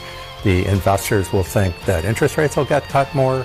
So, you know, it was a positive news. There's no other way to spin it. Well, that is CNN. I got to tell you, woo! You got to imagine the newsroom. They're upping their meds today because the ball is rolling as far as the economy. Inflation is slowing down. Interest rates are going to drop dramatically when Jerome Powell's rear end is out of the Fed, and then of course the big beautiful bill kicks in January. And I think this is why the Democrat Party is so desperate to come up with the next thing to take down Donald Trump. Luke Ball, what do you think, man? I just love having CNN commentary with the Trans-Siberian Christmas Orchestra in the background. I think maybe their viewership would get above 12 people if they continued to do that, or if you added that in. So I wholeheartedly agree. The doom and gloom that's cast, especially by the media around the economy, it seems as if they just want it to fail, right? Yes. And so when the president a few weeks ago said that affordability messaging is a scam, I think what he really meant is that this is a conduit for the Democrats to try to squeeze in socialism, right? Yeah. Like, you can talk about how the economy is doing and the price of this and the price of that, but when you start saying things like affordability, that plays directly into Mamdani's campaign messaging. Yes. And it's a conduit to start slipping in something besides capitalism and trying to push socialism. So that's what he means by that. And so watch what solutions the Democrats try to put forward. It means doubling down on the ACA, on Obamacare that has come. You know, I had to go, I'm trying to figure out health care for myself for this upcoming year. It's just a complete nightmare going on here and looking at some of these prices because there's no competition out there. And yet they'll turn around and blame us for the things they're doing, right? Like they yell at us because we're the ones trying to come up with like legitimate solutions grounded in facts, and they want to offer us pie in the sky and fairy dust and say that everything's going to fix itself. Yeah, I was looking at the healthcare as well. I don't have company healthcare, so I had to go pursue it for myself, and I was just kind of blown away. I'm a little bit older than you, but I don't drink, and I'm really healthy guy, and I was looking at $800 a month with a $7,000 deductible. Oh yeah, dude. I was facing something similar for my wife and myself. It was $700, and I think the deductible was $10,000. Yeah. And just trying to solidify that for my family because I run my own business. I'm trying to figure out exactly how I navigate this in a new period of life. And I think also like a lot of Gen Zers or millennials that are kind of on the backside, I'm like on the back cut off of millennials. I'm 30 years old. They're getting to this point in life right now, and it's like, oh, I actually have to pay things like health care. I have to pay for things. What is a Social Security? Who is Fannie Mae, and why is she taking all my money? Things 100%. Like that. And that's the only good part about it, Rob, is that this is when you start to see the liberals become conservatives. When they get baptized in reality and they start to get a little bit older and realize that the real world doesn't operate how they've been painted it in college. And by the way, they're saddled with hundreds of thousands of dollars of student loan debt to learn false premises, then they start to actually become conservative and come over to our side. So maybe it's a positive thing in the long run, but in the short term, like it's not working, man. No, and by the way, I went with a faith-based healthcare plan, and you ought to investigate that. I am looking at, so I have, it's funny you say that. I got the Christian Health Ministries pulled up on like one tab and Obamacare on the other, and I'm like, man, like ministry versus Obamacare is just night and day. You wouldn't believe the networks. You would not believe the networks. I mean, I was on the phone with them for an hour and a half the other night explaining all this, and I mean, the most thorough, the most amazing thing. And then if you just want to pray with them on the phone, holy hell. I mean, it's like, wow. I know. Right now. And so, you go on Obamacare's site, and it's like, what state do you live in is the first question. You go to the Christian ministry side, it's like, are you a Christian? I'm like, I like the premise. I like the starting point. It is. It's remarkable. I think some really great things are happening, and obviously for someone who is Gen Z cusp like you, I'm a old school Gen Xer. When I graduated from college, I was making $18,000 a year, but by the mid '90s, some Gen Xers were graduating making $80,000, $100,000. The tech boom that was going on, all of that. Of course, that bubble burst, and then millennials, right when they were graduating, Barack Obama was the president, became the president of the United States. The economy idled along. It was flatlined at about 1% annual growth for 8 years. And then, of course, Gen Z comes along, and they shut down the schools and businesses and destroy the economy. And then while Joe Biden is the president, the price of a house doubles and the interest rate on a house triples. So and the price of a used car doubles and the price of a new car goes up by 30%. So, I mean, it's had to be hard for you, Luke, in the last 5 years. It's been a hell of a rough ride. It's been really interesting, and I grew up in the Tea Party movement. That's how I got my start or interest in politics, and the whole premise was to basically expose the government for the waste, fraud, and abuse that they have been utilizing over the last decade or whatever it had been. And now to see a president come into office and get rid of all of these federal programs and employees that we didn't need on the payroll and to actually do something about it is just really gratifying. But you're exactly right, too, to see the way we went from the time that I was growing up to looking at students who will never be able to actually function well in a classroom ever again because of the restrictive mandates that were put on them or the way that that they have been blocked from learning at pace with where they should be because they got kicked out of their classrooms, or when they opened the liquor stores but shut down the churches. I know. Never thought I'd see that in my lifetime, but I also think that it allowed for this sort of awakening that the government could just come in and do this overnight, and we would willingly give up our rights and responsibilities. Really disheartening, but a lot of patriots came out of that whole thing. And I moved to Washington, D.C. because I wanted to witness this history, and because of what we had all been through together. My audience the last 5 years, I wanted to be a part of this because we are in the confluence of events like we've never seen before. Reagan had a 7% growth rate when he was the president of the United States. This is going to make that pale by comparison. I know it. We have a wave of patriotism sweeping into the country as we enter our 250th year. We got the big, beautiful bill. A lot of things are happening that are remarkable. We have to wrap things up. Luke, what are you doing for Christmas? I am about to head to Dallas, Texas, to spend a few days with my wife's family, and then I'm heading to Wilmington, North Carolina to see my family. So I hope that you have a Merry Christmas as well. Are you staying up here in the swamp? Yep. I'm driving back to Kansas City. I'm going to listen to music all the way, and I'm going to enjoy my time off. I'm taking from tomorrow through January the 2nd. God bless you and yours, Luke. I'm glad I know you, man. I'm looking for a great year with you as a contributor, being on the show and whatnot. Safe travels, okay? You too, brother. Merry Christmas. Good to talk to you. All right, let's take a break and come back. This is the Rob Carson Show.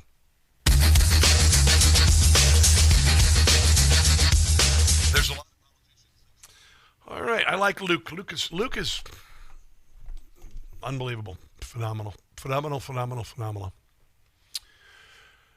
How are you, Rob? I hope you have a wonderful Christmas. You deserve the best. Thank you very much. My green the suit I canceled. I ordered a velvet suit. I canceled it because it wasn't here by the time the Christmas party rolled around. But I do have a sweatsuit like Run DMC. You want to see it? I ordered this. I'm going to give it to my nephew. But I found this the other day when I was in what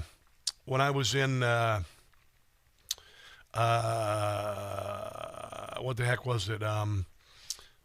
TJ Maxx. You guys ready? This is a terrible picture of me. I'll just show you the picture. I'll just show you the suit. There it is. Look at that. Is that unbelievable? Yeah. So I bought. It's like a Run DMC kind of vibe. There you go. There's the back. Yeah, I know. And I had it with Adidas and everything. So there you go.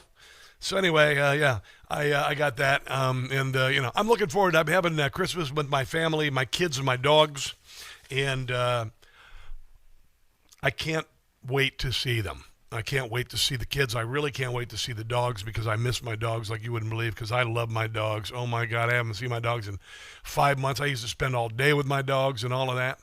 So there you go. I'm really looking forward to it. And I'm going to be posting some video online. I'm going to be doing some, some fun stuff, some cooking, certainly cooking, all of that. We'll be doing it. All right, we got to talk here. We got to talk here. Oh, I'll play this one next. Hold on. What? No. I only play my own material. That's right. I've got a Hanukkah song I do play that we made. I don't think that's a good bumper. Here we go.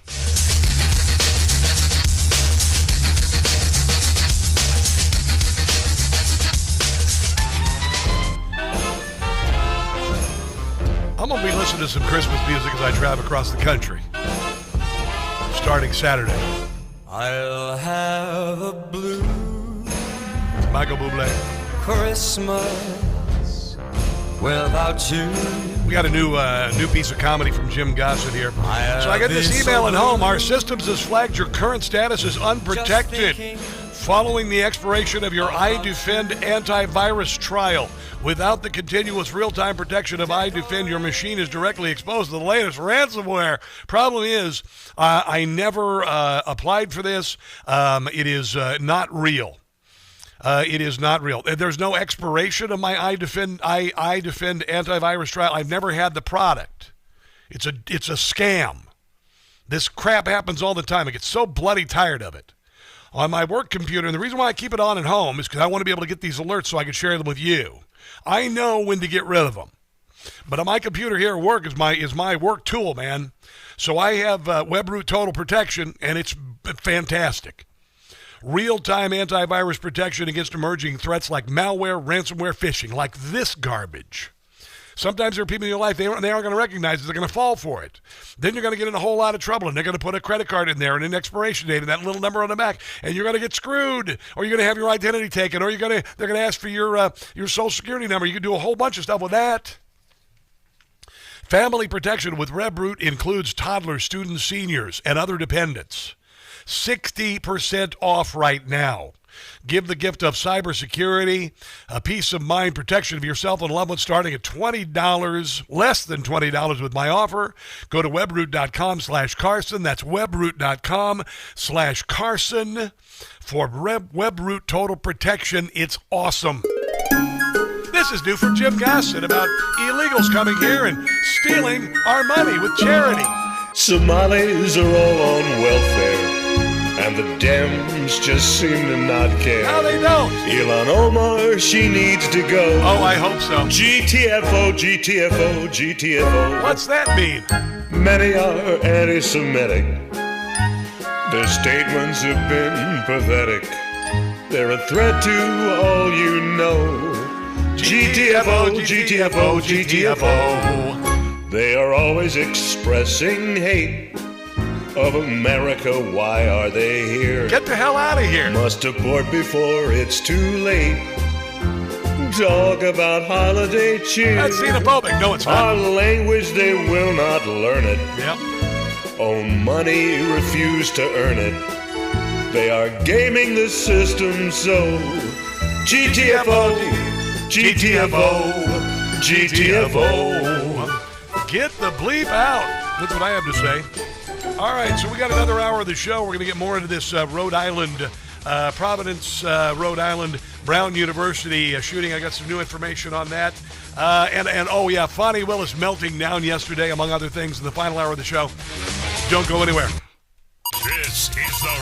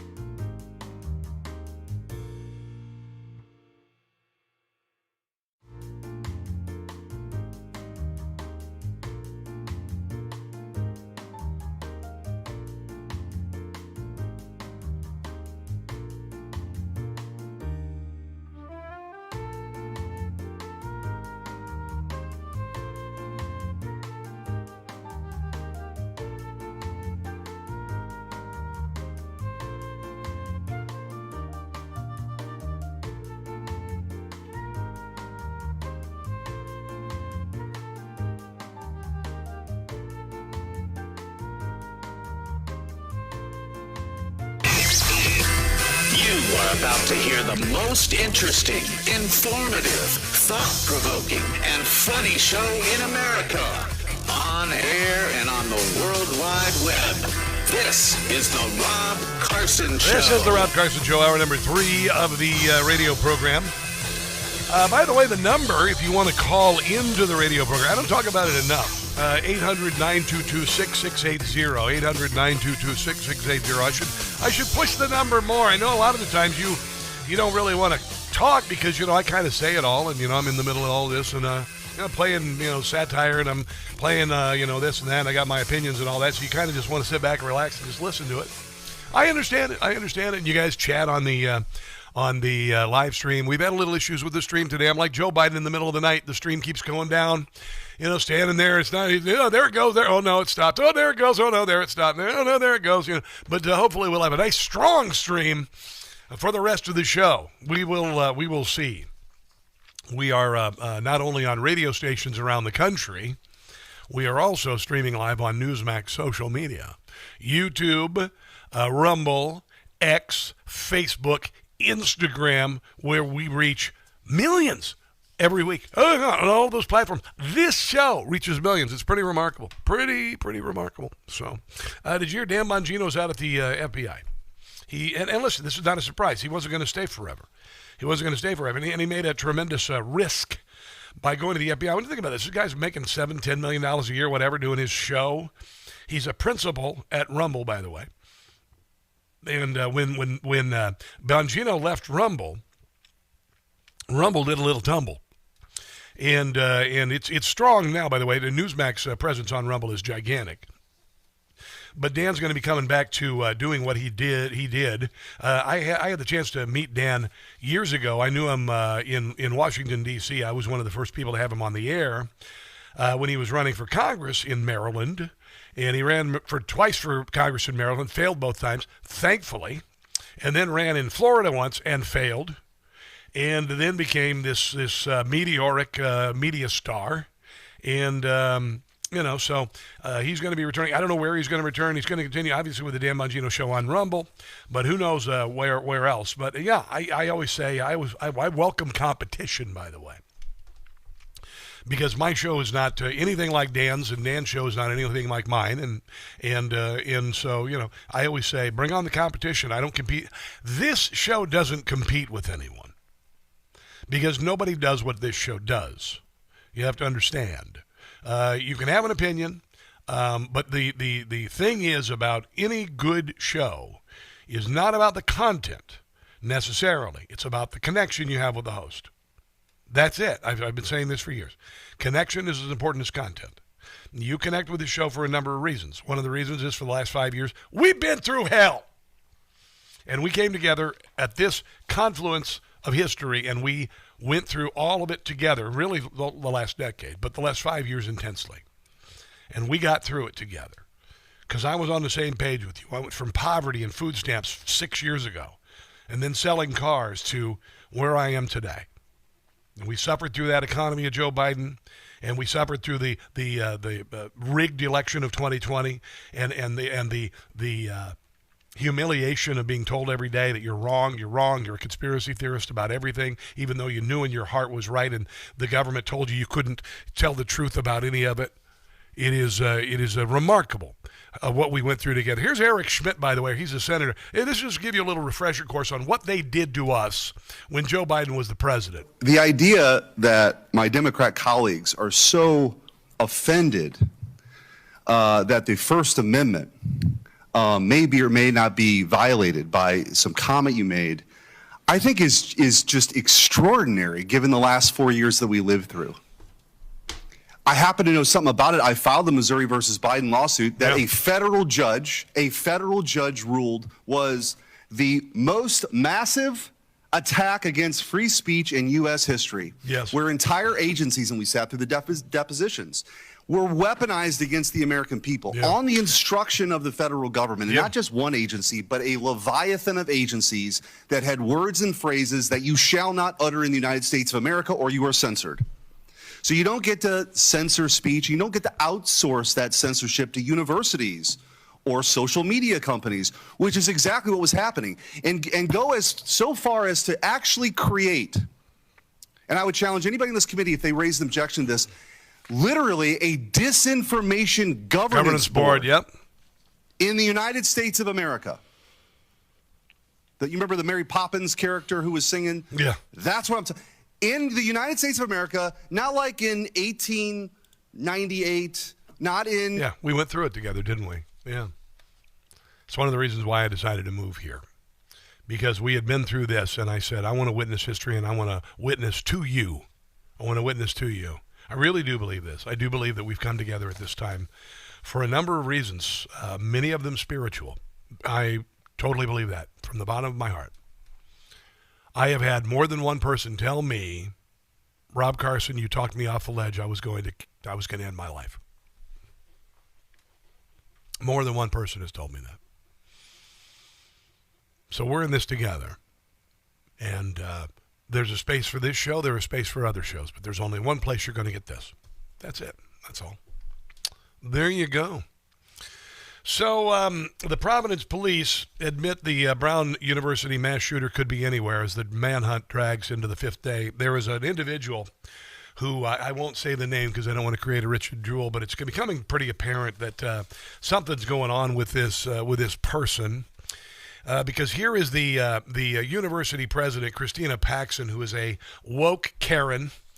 And they're trying to explain away why they erased this person's pro-Palestinian activist, very active, very at times even borderline violent against conservatives. More and more information is coming out that the young woman who was murdered at Brown University was targeted. Jack Posobiec said that she may have been shot in the head as many as 10 times. Ella Cook is her name. Here is the university president being asked, why did you scrub this person's name? This person who, by the way, is a radical Islamist who is very anti-conservative, has gone after conservatives on campus, and fits the physical build and gait of the prime suspect. We have been working very closely with law enforcement to provide them with all of the internal to Brown information that they need to do this investigation. It's their investigation. They're the professionals. So we're providing information. We're not in the job of reviewing it for them. Yeah. This is Rob Finnerty talking with Joe DiPetro last night about what the shooter may have said. Now, people have been saying Allahu Akbar, but I want you to think about this. Her name, the person who was murdered, there were two people murdered, one of them targeted, it seems, named Ella. I do, Rob, and that's where there's a discrepancy. Some of the witnesses, this is interesting, some of the witnesses inside thought they heard him say Allah, yet other witnesses thought he said Ella. In the police, that's what I've been told, and it is similar.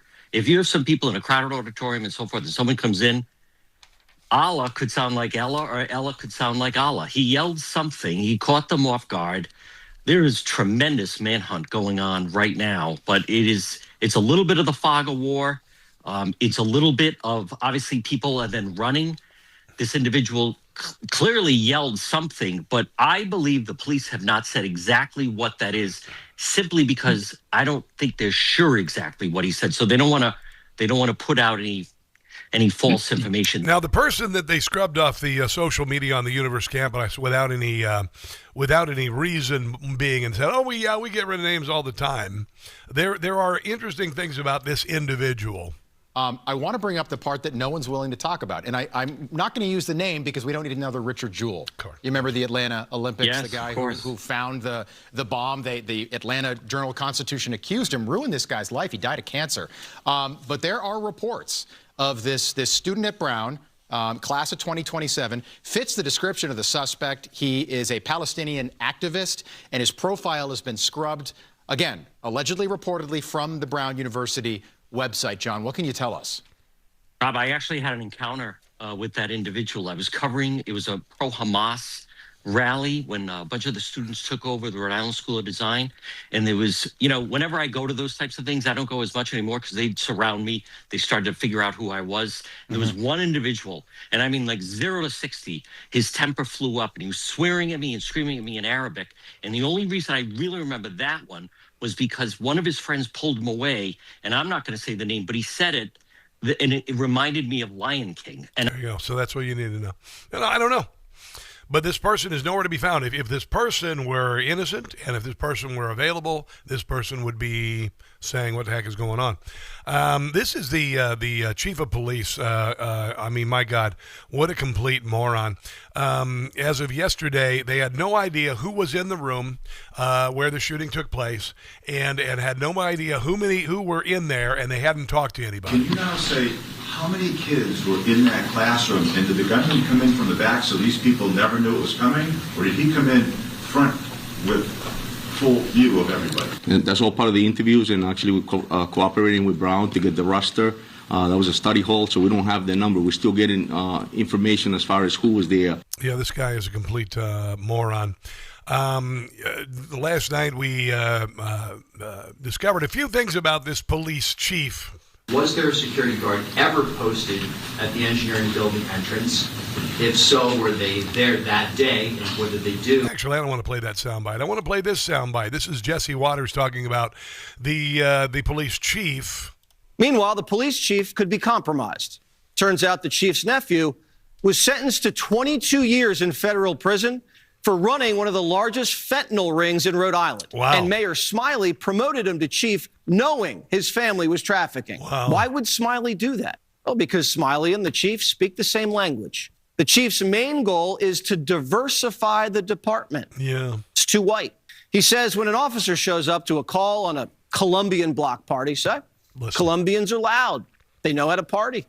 And a Colombian officer would be more understanding, while a white officer would just start slapping cuffs on everyone at the fiesta. Wow. This is the guy leading the investigation into one of the biggest unsolved mass shootings in American history. Now, they're saying that they may have DNA evidence now.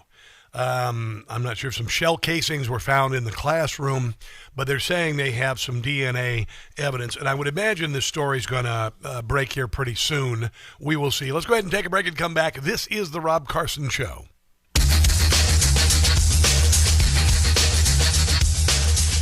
Got any gadgets?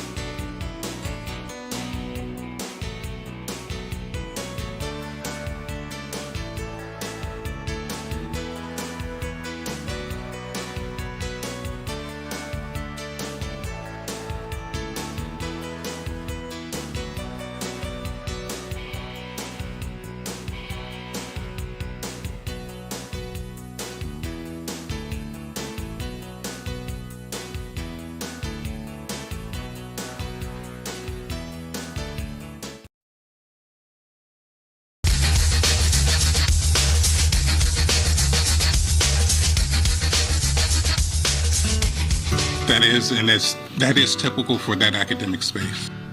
So that right there is the mysterious campus safety chief, Rodney Chapman. Funny, we haven't really heard from him. Where's he been? Well, we just discovered the Brown University police chief isn't really a big fan of policing. He once said this: communities don't want policing done to them. How this guy came to Brown is a crazy story. He was the head of campus security at the University of Utah. Yeah. And right after he was hired there, he was immediately suspended because he didn't have the proper credentials. Wow. Utah then told him, we're going to fire you or you're going to have to resign. What's it going to be? So Rodney resigned, and Brown said, we'll take you. Yeah. And right before this shooting, Brown's police union issued a vote of no confidence in Chief Rodney. The chief's own men accused Rodney of endangering officers and creating a toxic workplace culture. What a joke. Rodney should know the campus better than anyone. Yeah. But all week, he's been hiding under his desk. Unbelievable. Death threat towards TPUSA chapter Illinois College sparks investigation. Olivet Nazarene University investigating death threats at Turning Point USA chapter. Leaders at the Illinois campus chapter president Jacob York had to leave campus for his safety due to threats. Academic accommodations are allowing them to finish the rest of the semester online. The first death threat that I received was anonymous through Instagram. York said it was something that was going to come in the middle of the night and slit my throat. Mara Hudson, who is the chapter's vice president, runs the group's Instagram account that received a threat, was also sent home for safety concerns. As with any circumstance where a student feels threatened, accommodations including moving rooms, escorts, hybrid study accommodations, additional security for doors and locks, increased patrols with the police department and campus safety team, as well as connection with community campus counseling, blah, blah, blah, blah, blah, blah, blah. This is what it's like to be a conservative on campus. It's time for the children to have a spanking.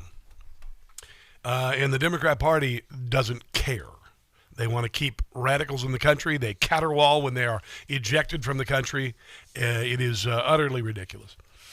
Heavily armed tactical police arrested men on the way to Bondi Beach. They were going to do it again, Bondi Beach. Carload of men from Victoria were stopped by heavily armed tactical police in Sydney Southwest while traveling to Bondi Beach, potentially armed. The men were driving a white hatchback with Victorian plates through Liverpool when they were rammed by a tactical operations unit members in camouflage and with heavy weapons drawn, pulled 5 men onto the footpath and handcuffed them. They appear to be, of Middle Eastern descent, but apparently they were planning on another attack. Here is the idiot Prime Minister of Great Britain talking about diversity being our strength, doubling down on the failed policies that caused this. Overwhelmingly, one of the things about this country is what they want is when people come to Australia, you leave old divisions and hatreds at the door. At the door. Unless you hate the Jews. When you come to Australia, you are here to support our society, of which is diverse, but that diversity... screw you and your friggin' diversity. Please. America's been diverse for decades, for the entire time it's been around. Diversity means nothing. It doesn't make you a better person. This is the Deputy PM, Richard Marles. Listen to this moron stammer, because they didn't mind the day after October the 7th, people cheering and saying, gas the Jews in front of the Sydney Opera House. Do you feel like there needs to be, and should there be, a greater emphasis on hate speech from Muslim clerics in the western part of Sydney? I think, as I said earlier, what we've done is criminalise more forms of hate speech. And we criminalise the Nazi salute. Obviously, that's what else? Its own context. Listen to this. Hold on. But we need to be looking at all of this, and it is really important that we have. So should there be a greater emphasis on this hate speech from Muslim clerics then? Well, I don't want to. We will go through all of this. No, it should be, and it's about damn time. Because there's a worldwide problem with radical Islam, and I'm done screwing around with it. You're not Islamophobic for calling out radical Islam, which has left a trail of bodies, 50,000 terrorist attacks in the last 30 years. There's no problem with it whatsoever. Justine Murray is wonderful. She's been on the show before. She had some things to talk about here. This is a wonderful commentary on what it's like to be a Jew in 2025. Jewish in the 21st century means you can't go to a concert without being butchered by the religion of peace. You can't mourn your dead without being firebombed by the religion of peace. You can't attend a sports game without getting beaten in the streets by the religion of peace. You can't get an Uber without being thrown out of it and then beaten by the religion of peace. But you can't take the train either. You can't go to the beach. You can't go to shul. You can't go to school. Zionists don't deserve to live. You can't have Hanukkah outside your house. You can't have it inside your house.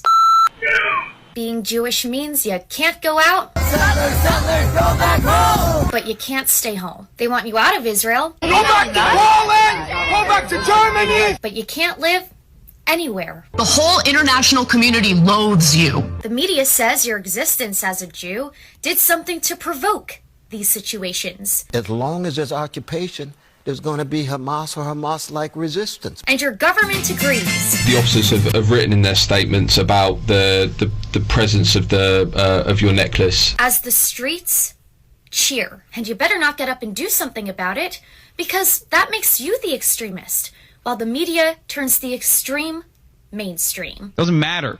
Doesn't matter if rapes happen on October 7th. And if you don't follow the media's rules and take it, well, you're just a genocidal Islamophobe. Yeah, that's Justine Murray. She has just become a sage. She works for MRC TV, and that's the way it's become. And I am not going to put up with it anymore. I will fight for my Hebrew brothers and sisters till the ends of the earth, and I will fight to rid the world of radical Islam because it has to be wiped from the face of the earth. Sorry, that's just the way it's got to be. They've shown they can't get along with the civilized world. That's just a fact. Let's take a break and come back. This is the Rob Carson Show.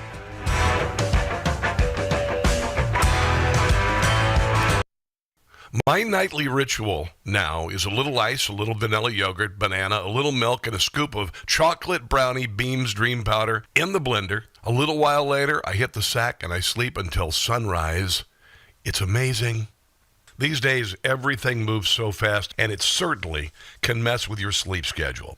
That's why I'm here to tell you about Beams Dream Powder. It's a healthy nighttime blend packed with science-backed ingredients shown to improve sleep so you can wake up refreshed and ready to take on the day. Dream is made with a powerful blend of all-natural ingredients including reishi, magnesium, L-theanine, apigenin, and melatonin. I've been using Beams Dream Powder for a year now, and I can honestly say I feel sharper, calmer, and more focused, and I'm not alone. Beam has improved over 28 million nights of sleep for people across the country. So if you've been waiting for the right time to try Dream, this is it. Go to shopbeam.com/Newsmax. Use code Newsmax and take advantage of my exclusive offer for 40% off. You can get their best-selling Dream Powder for just $39. So seriously, think about it. Go to shopbeam.com/Newsmax today.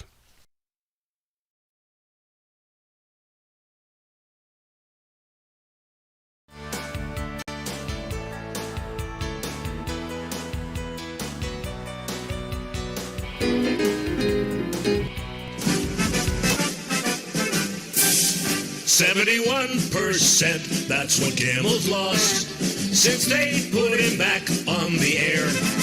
The morons at ABC were too blind to see that about Kimmel no one cares. 85% in a key down. That is what Kimmel lost. Why they keep him around to keep losing ground? Still air him no matter what the cost. Sinclair must feel real stupid now. Next star still with regret. 71% wonder where they went. On Kimmel's failure you can bet. Disney stock was $197 a share in March of 2021. Now it's $122 a share. Disney must be in panic mode. They'd pull this show if they could. Why did they bring him back? This a funny hack. Suspension should have been for good.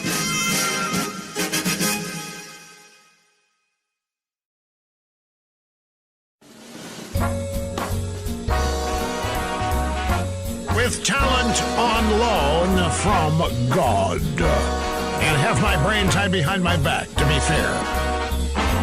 You were the sunshine of our life, Rush. That's why we'll miss you oh so much. You know, I'm the mayor of Realville here. You cut down liberals like a knife, Rush. El Rushball. Forever you'll be number one. I am Rush Limbaugh, household name. America needed a hero in all four corners of the world. And then you came to our rescue. The Limbaugh Institute for Advanced Conservative Studies. Competition, you had zero. How could so much talent be inside of you? And don't doubt it. You were the sunshine of our life, Rush. That's why we listened every day. That's it. It's not much more complicated than that. You helped us get through all the strife, Rush. No one will ever take your place, because Rush was the sunshine of our life, of our life, of our life. Meeting and surpassing all audience expectations every day behind this Golden EIB microphone.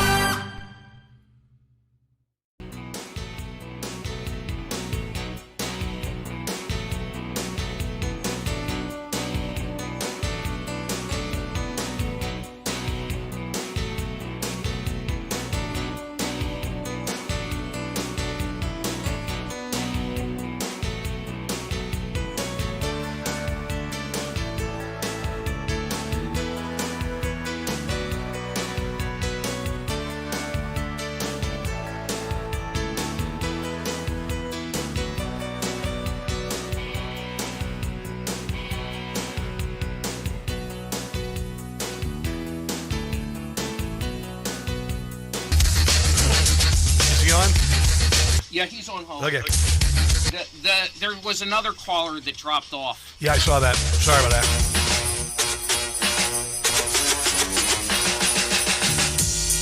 You know, this is one of my favorite Christmas songs of all time, Christmas in Hollis. Run DMC.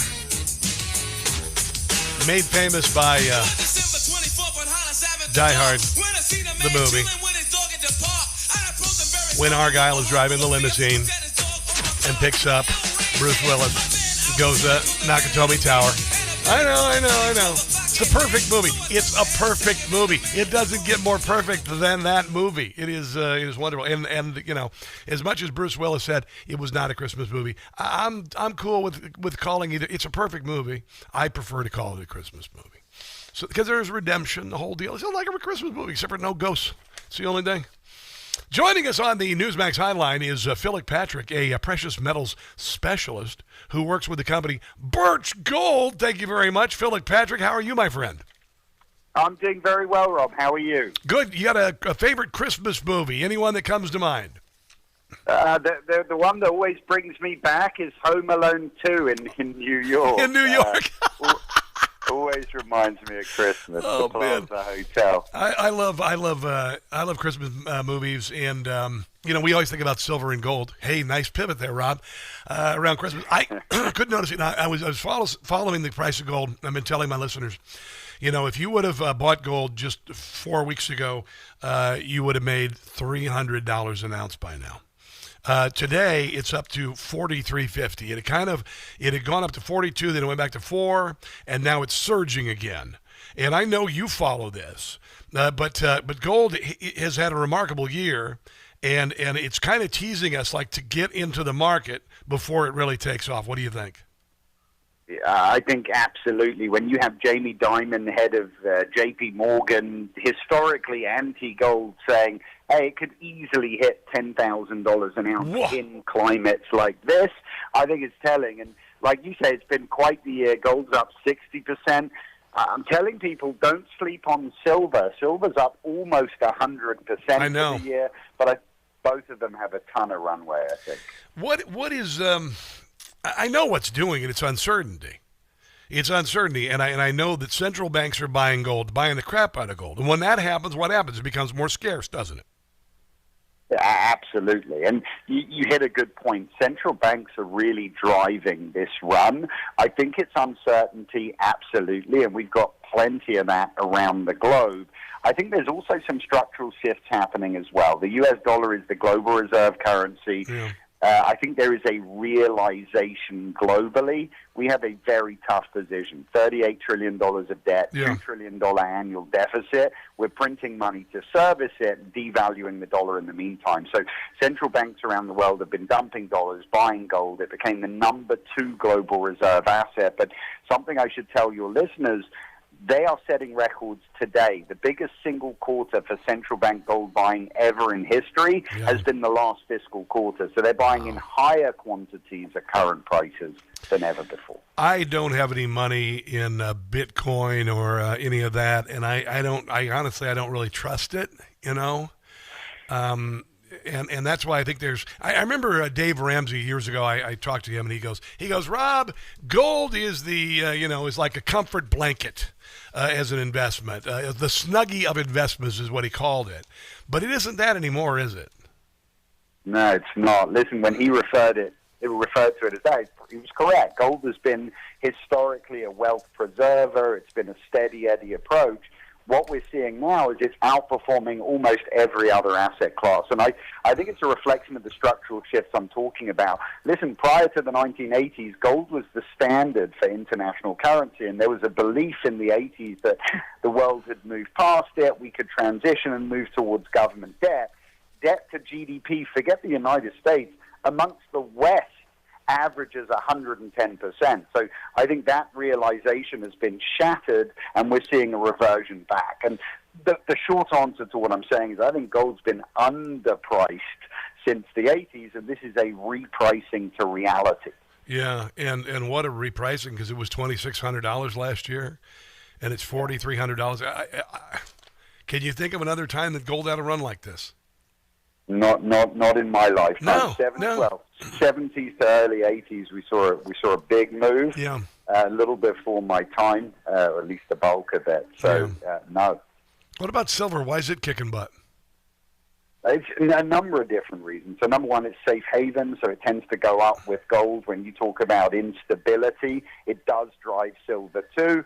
Secondly, it's industrial, and the demand and industrial uses for silver increasing. Solar technology, electric cars, AI chips, all big consumers of silver. So it's got both sides to it. Safe haven, but also industrial, and I think being driven by both. I remember when silver dollars, a lot of people have silver dollars in their collection, because they stopped making silver dollars, in the 60s, I think it was, maybe a little bit before. Yep. And they were always kind of like, you got a couple silver dollars, it's not worth a whole lot. Now all of a sudden, holy crud. Correct. Not only the value is the weight of the silver, also the age of the coin, depending on the age of the coin. But the value of silver, silver's not something you just throw away, something you keep in a coin jar anymore. It's really working. They call it junk silver, and I hate that term because it is the opposite of junk. You're absolutely correct. Anything pre-60s, 90% silver. If you have it, keep it. Yeah. And if you need the money, you can sell it in this climate. Well, I want to thank you, Philip, for being a partner with this radio program. Birch Gold is obviously a sponsor of our radio program, and I'm proud to be a sponsor with you guys. I don't endorse things that I don't use, and I really do mean this. I've had such a pleasant experience working with you guys, and I believe in your product because I'm invested in your product, and I think you're doing it right. There are a lot of other places out there you can buy gold and all this, and you're always hearing about this gold and that gold and this gold and that gold, this company, that company, and you guys have been here, and you're going to be here, and I like the way you do business, and I'm just really proud to be partnered with you guys. Well, I appreciate you saying that, and I'll say we're proud to be your sponsors as well. It's really good to hear that. We get a lot of good feedback from our customers, and I think it's the approach we take. We're all about education. We're about very low pressure, give people the information they need, and I think that they'll make the decisions that are right. So I appreciate you saying that. Yes, sir. And, you know, like I said, we're proud to be your sponsors. Well, I want to wish you and tell everybody at Birch Gold that Rob Carson said Merry Christmas, Happy Hanukkah, and a very blessed New Year. I have a funny feeling that 2026 is going to be mind-blowing for the economy, don't you? Yeah, I have exactly the same feeling, and I wish you the same. Thank you guys so much. Thank you for having me. And all right, I wish everyone a Merry Christmas, Happy Hanukkah, and great end of the year. All right, God bless you, brother. We'll talk soon. I want to mention. I want to mention also Birch Gold. If you invest $5,000 now, they're going to throw in free silver, a free ounce of silver, and both of them gone through the ceiling. Just go to text my name Rob to 989898. Rob to 989898 for Birch Gold, and this is why. And listen, we got to pay the bills. All right, you know this as well as I do. It is a difficult job when you do a conservative program. We've dealt with conservative apartheid. When you have a client who's willing to risk it and then find a place where it works, I celebrate them. I really do, because it is not easy to do. It is not easy to do what I do, and for them to be a partner in this radio program means a hell of a lot, and I know you can appreciate it too. Let's take a break, shall we? This is the Rob Carson Show.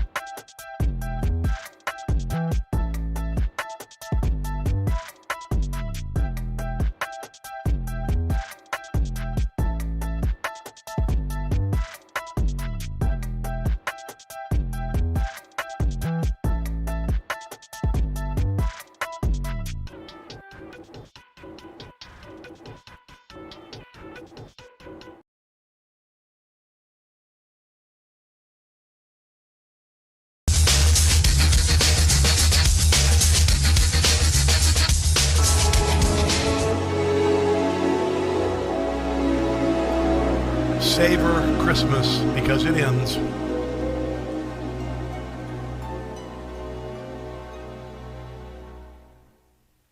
It's beginning to look a lot like Christmas. That's the worst thing about Christmas and the NFL season. They Take end. a look at the 5 and 10. They end. It's glistening once again. I'm looking forward to Christmas with my family. I'm going to be leaving tomorrow. Well, leaving Saturday. I'm driving across the country. I'm going to stop in Indianapolis and see some friends and Tony Kennett, actually, Daily Signal. Going to hang out with him. Going to travel. I might stop through Cincinnati, get some Cincinnati chili. Just take my time and clear my mind, because it's been a pretty wild, pretty just crazy year. The most transformative year of my life, I think, really. And I'm glad you guys have been here with me. It's been a lot to move everything here and put together a studio in Washington, D.C. It's just been bizarre. I know it's going to be, it'll be a chapter in the book coming out next year. I'll tell you that. It's nice to get a text from my daughter the last couple of days asking me what I'm going to cook for the family when I come home.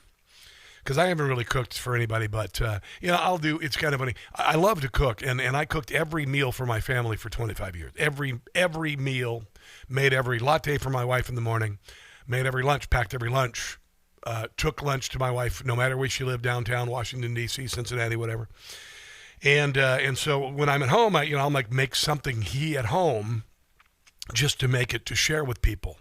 So the women in the leasing office of the apartment, they get to know me. I made some butternut squash bisque the other night, because I had some butternut squash that I bought, and I made a bisque out of it, and I'm taking them some soup, because I don't know. There's something I feel like I need to give. I made my candied jalapenos, which are Christmas jalapenos. You candy them with craisins and a cinnamon stick, and I give those out as I don't know. I think it's important. My daughter said, "Well," I said, "What do you want to make?" And she goes, "You got to make cinnamon rolls," because I do cinnamon rolls that are that make Cinnabon go, "Holy crap, we're gonna get our asses kicked." And then she asked me, "Will you make me some baked mac and cheese?" Because I make a baked mac and cheese that'll make your head explode. I make a baked mac and cheese that'll make your head explode. And then she said, "Can you make the smoked salmon creamy pasta?" So I'm going to be cooking. Food is love, man. Food is love, and I'm really looking forward to going home for Christmas. I really am. You know what? I haven't played because Hanukkah, and we're in the throes of Hanukkah, and thus far, it's been a pretty damn rough year to be a Jew. In this country and elsewhere, and we have to fight the scourge of radical Islam. The left in this country and the Democrat Party were able to turn October the 7th against the Jewish people. It is a remarkable feat what they did. But the amazing thing is that, and I've always said this, when the left explode, you need them to expose their flank so you can kick their butts. You have to. You need them to expose their flank for you to kick their butts. And they're doing it. They did it on campuses. We saw it on campuses, Donald Trump going after places like Harvard and whatnot. We've seen it in New York City. We're seeing it elsewhere.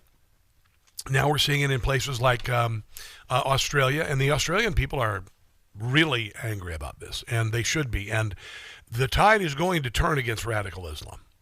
The tide is turning against radical Islam and the fraud affiliated with the Somali Islamic community in states across the country. And we're tired of speaking in hushed tones, afraid we're going to offend somebody and whatnot, because good has to be defended and evil has to have its rear end kicked. It really, really does. And you know as well as I do, since October the 7th, I have said that I will fight for my Jewish brothers and sisters. I told you there's a group of artists here in Old Town Alexandria, and many of them are Jewish, and they are afraid. They're afraid. They work in a conglomerate of artists who are all left-wing, who put up signs like "From the River to the Sea" in the art gallery. They're afraid to speak out loud about their support of Israel because they could be ostracized. They could be threatened. They've had people march through where I live here in Northern Virginia, these Palestinian flags, marching by restaurants. I called them off. This jackass came to this restaurant. I was eating outdoors, started handing out flyers. I said, "Get out of here. No one wants to hear your nonsense. Leave." and take your Palestinian flag and stick it. You have no right to be bothering people while they eat. If you want to have a protest, you rent the space, you get the permit, but get it the hell out of my face. And I'm not going to speak in hushed tones, not in 2025. So I'm going to play our one and only Hanukkah parody. How's that sound? Shake your menorah, baby. Jim Gossett. Shake, shake, shake your menorah. Put it up with pride. Tell Hamas you can't run and hide. Show all the haters like AOC. Yeah. You and the squad love the enemy. My menorah has candles, yes, more candles than I can handle. It's displayed on my table to show Hamas we're ready and able. You're out of line, Hamas. You're out of time, Hamas. Israel's win, your loss. You're gonna pay a big cost. You're out of line. Don't believe you. Hey, Sleepy Joe, don't believe you. No, we don't. Shake, shake, shake your menorah for the world to see. Israel you're supporting, unlike NBC. Light all the candles, let them shine brightly. Because soon Hamas will be history. Yeah. There are university campuses where they've told Jewish students to not wear any outward sign that you're Jewish because you're in danger. Screw that. Because what's the next step? Sewing a gold star on your lapel. Bullcrap. Homeboys, hillbillies, Hebrews come together to save America. Drive radical Islam out of our country and off our shores. That's it. Let's take a break and come back. This is the Rob Carson Show.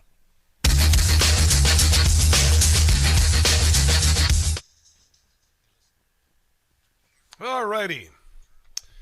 Yeah, we'll do that. Thank you. I just don't have time for this bullshit. I'm not going to take it. I want to kick some ass. I want to kick some ass. People need to get kissed. Asses kicked. Roundup Odie says, if you haven't joined the Rob Carson page yet, you'd better do it. You'd better do it. Get on it. There you go. Do it. I love homemade mac and cheese. I do. I have a come to cheeses moment, by the way. Let me give you a clue what you need to do with baked mac and cheese. You need to boil your macaroni fully, okay, and then let it absorb separately, right? And then you need to make your cheese and roux and whatnot over here. You're going to make it pretty wet. Make it really wet, okay? Because you don't want, because the macaroni, when you bake, it's going to absorb some of the moisture out of the milk and the cream and all of that. And if you're not careful, you're going to end up with a macaroni casserole and not macaroni and cheese. So you got to make it wet, okay? And I would use very little flour in your roux. Very little flour in your roux. Every kind of cheese, cream, and I use a little Velveeta. I know Velveeta, but Velveeta adds a creaminess to it and a consistency to it. Then you can add your cheddar. You can add your, add whatever cheese you want. Add pepper jack. Add whatever cheese you want. But make it real wet when you put it in the casserole and then put it in the oven. Don't bake it too long and make sure that macaroni is completely filled, sated with water before you add the roux and the cheese. But it has to be wet when you put it in the oven. It can't be thick. It's got to be pretty wet because it will absorb. Just wanted you to know that. Don't bake it too long. Cover it with some cheese on top. There you go.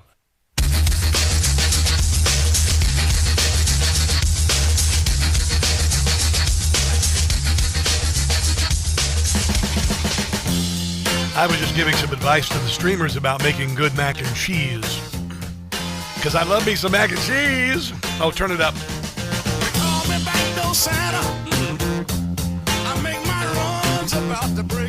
I'm going to give you some advice. Hey, here we go. You ready for this? So you boil your elbow macaroni over here, and you let it sit. You can get it really full of water. And fully cooked, because when you bake your mac and cheese, when you add all that, it's going to soak up the cream and everything. So you got to make it really wet when you put it in the oven to bake the mac and cheese. So you make your cheese mixture over here with the roux, and with, I like to put a little bacon fat. Bacon fat. Your mother you can bring the music down.